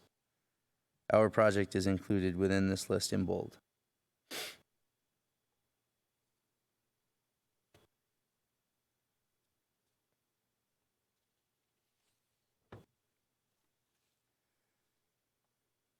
The proposed residence is approximately 29 feet in height with a 31-foot tower element. The standard RPD height requirement is 25 feet. However, municipal code allows administrative approval of up to 50% increase in height in residential zones if it is consistent with the surrounding development.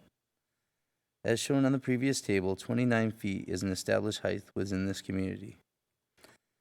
To circle back to the beginning of the presentation, PPD design guidelines specify that rebuilding a residence where the proposed second-story floor area exceeds 75% of the original building footprint requires Planning Commission review. These are some surrounding residences within the neighborhood.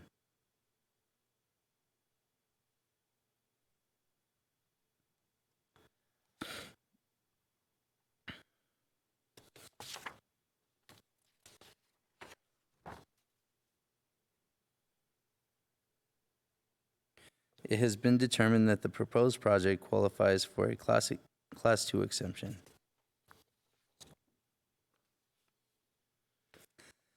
The proposed single-family residence complies with the previously adopted plan development permit standards of PD 640.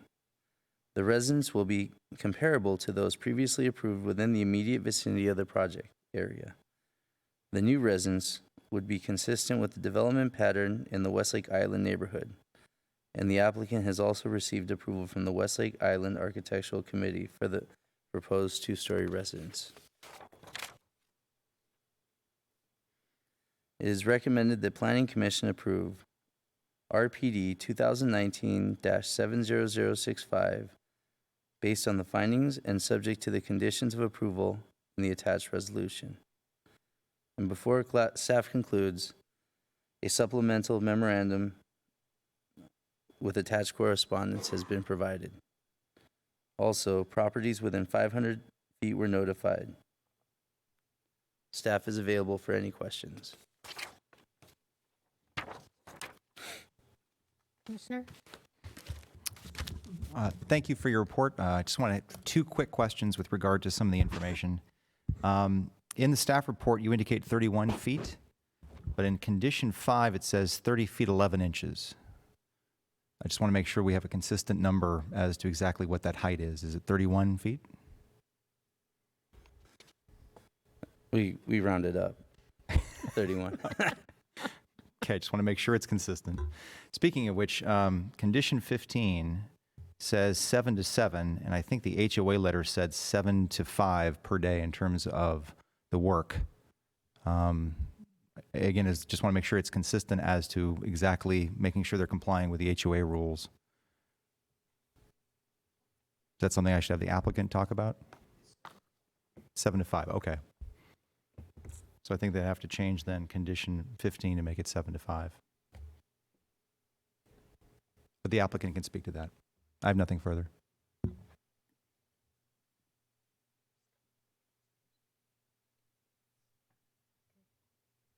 Commissioner, did you have a question or two? I just have one question for my edification. Thank you for the presentation. You gave a few examples of homes of similar size. I was just curious if this is this gonna be the tallest one?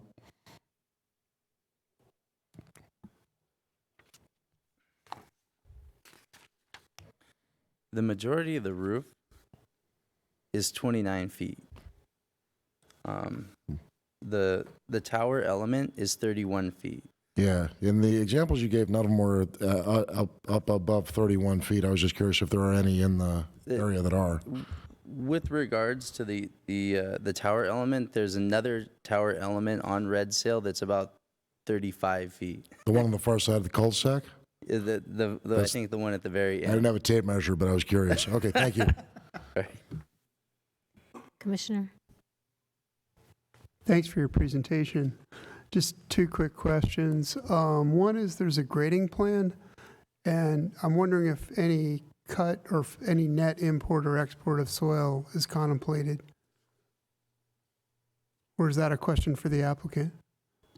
I think that would, the architect is here to answer any Okay, questions regarding thanks. the grading. The other is a legal question. This is probably something for Mr. He/Her.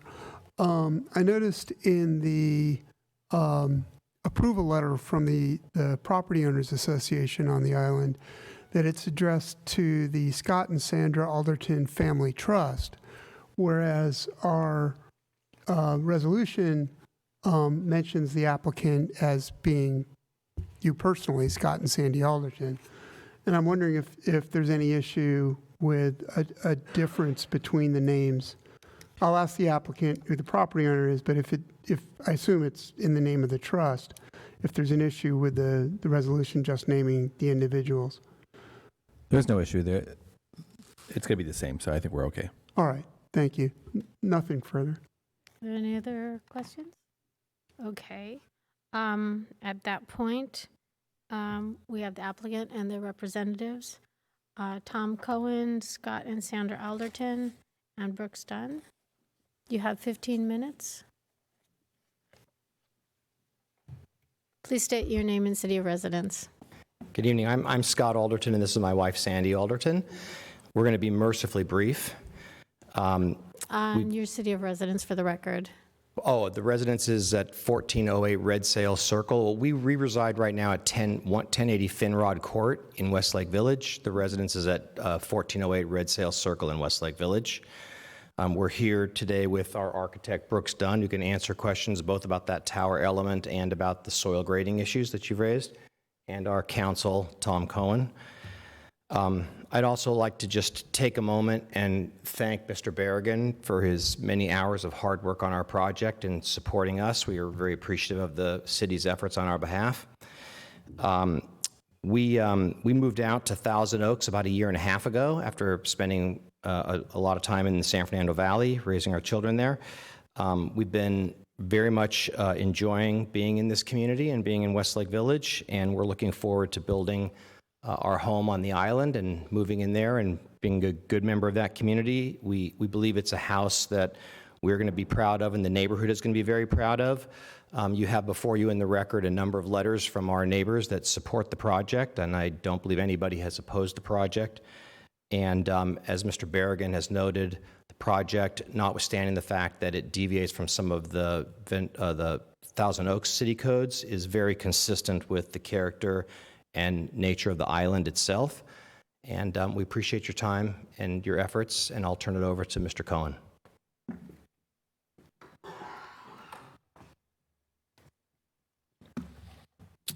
Thank you, Scott and Sandy. Good evening, Chair and Commissioners. My name is Tom Cohen. I'm here on behalf of Scott and Sandy and their application this evening. I'm a resident of Thousand Oaks. And I, too, want to extend my thanks to Steve Berrigan and staff for his report and the support for the project from city staff. Steve worked very hard and masterfully guided us through this process. The Westlake Island is a unique residential community with varying architectural styles and designs. The pictures that you saw, I think, demonstrate that. And Brooks' design is exceptional and in keeping with the Alderton's vision and the function they are seeking, as well as in keeping with the homes that have been renovated and rebuilt over the years throughout the island. My parents owned a home on the island that was what might have called contemporary in 1968, and today looks very old and tired, much like I think what you see with the Alderton's current home. 3 points I want to make. The home complies with the previously approved plan development permit standards and the Westlake Island architectural guidelines. As you heard, the Westlake Island Property Owners Association has approved the residence. Second, the proposed design and size of the residence is comparable to those previously approved within the vicinity of this project, and 5 of the Alderton's neighbors submitted letters in support that recognize that. And third, we accept each of staff's recommended conditions of approval. So we respectfully ask you tonight for your support, and we are available to respond to any questions that you may have. And I know there was a question about grading. I think Brooks, our architect, is looking for that information right now, but if there's anything else, I'd be happy to respond. Commissioner? Mr. Cohen, thank you. There was just one question I had with regard to the timing of construction, because again, I think the HOA said 7 to 5 in its letter, and you had 7 to 7. Are you okay with 7 to 5? Well, we're going to abide by the Property Owners Association's requirements. The city was gracious in giving us a couple extra hours a day, but we've got to live within the HOA's requirements. Great. Thank you. That's it. Okay. Anyone else? Any other commissioner questions? Thank Okay. you. Thank you. Did you have a question? I'm sorry.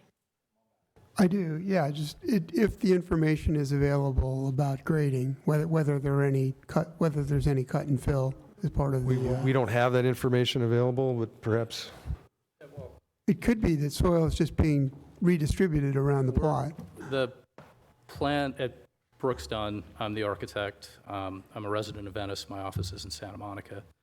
And before I start into the answer, I'd be remiss if I didn't thank the chair and the committee for being here so late. And also thank Steve for his efforts and his patience answering questions as we went through this process. I really do appreciate that. Don't have the quantities memorized. The intent is to be as minimal on the site as we can be. We are going to excavate down, properly compact the soil before we put the house back. But the plan is not to reshape the grade, reshape the, change the elevations of the pad. It's just to do what we need to do to put the foundations in for the house. We're not talking about significant numbers of truck trips in or out. Yeah, no. All right, thank you. Are And there I'd be any other? happy to answer any other questions. I have a quick question as well. From an architectural standpoint, is it an architectural feature to have that tower? Is it a usable space, observant So- tower? That tower is actually a functional feature. It's in the center of the roof, and there is a roof monitor at the top of it, and it's at the top of the staircase that's at the center of the house. There are a couple of different functions that's doing for us. It allows indirect light, that is light without heat gain, into the stairwell, which gets natural light into the center of the house. There are motorized operable windows at the top of the tower. So when those windows are open, and if you open windows on the lower, the first or the second floor, you get stack effect ventilation, which will hopefully minimize the amount of time you actually have to run the air conditioner. And the height is a functional relationship to get the windows in at the top, the slope that the HOA requested from us on the main roof, and then to waterproof everything. So. Great, thank you. That was a good question and a good answer. Anyone else? Okay, thank you. Thank you. We don't have any speaker cards. Is that correct? No speaker cards? Okay.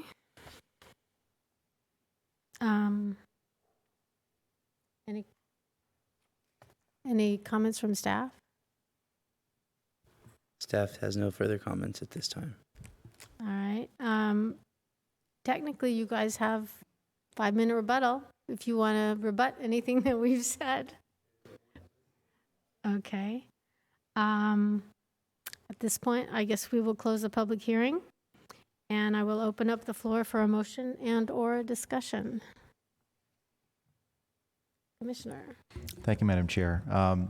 I was actually walking the property the other day, and a bunch of neighbors came up and were so excited to hear that there's going to be something done with this property. Excited about the designs, looks great.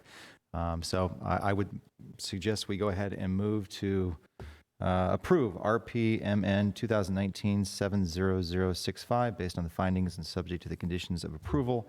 And attached resolution which was number 4 to the materials. Did you push the button? Okay. Are there any comments to the motion? I've got one. I just want to thank you guys for staying here so long and being last on our list. I'm sorry you lost the coin toss. All right. Anything else? All right. Then would you please prepare us for a vote?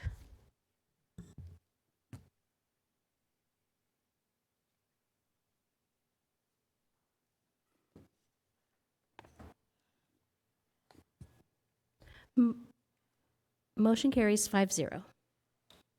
Okay, well, it was worth the wait, right? All right. Any aggrieved party who wishes to appeal the Planning Commission's decision may do so by filing an appeal with the Community Development Department within 10 days. And I think that's good, right?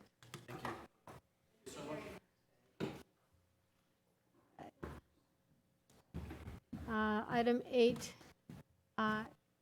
department reports. It appears we have no reports. That is correct. Item 9, commission comments and AB 1234 reports. Commissioner? I know there's there are no spectators left, but I have a request, a process request of the general public. I know we're still on TOTV, which is that if you have comments outside of meetings for the commission, please send them through staff. The appropriate venue, the appropriate channel to do that is through staff. Do not try to contact us individually. It then becomes an ex parte communication. We're obliged to disclose it. It can taint the hearing. The proper way to do that is to get in touch with staff, and they will relay your comments to us. Thank you.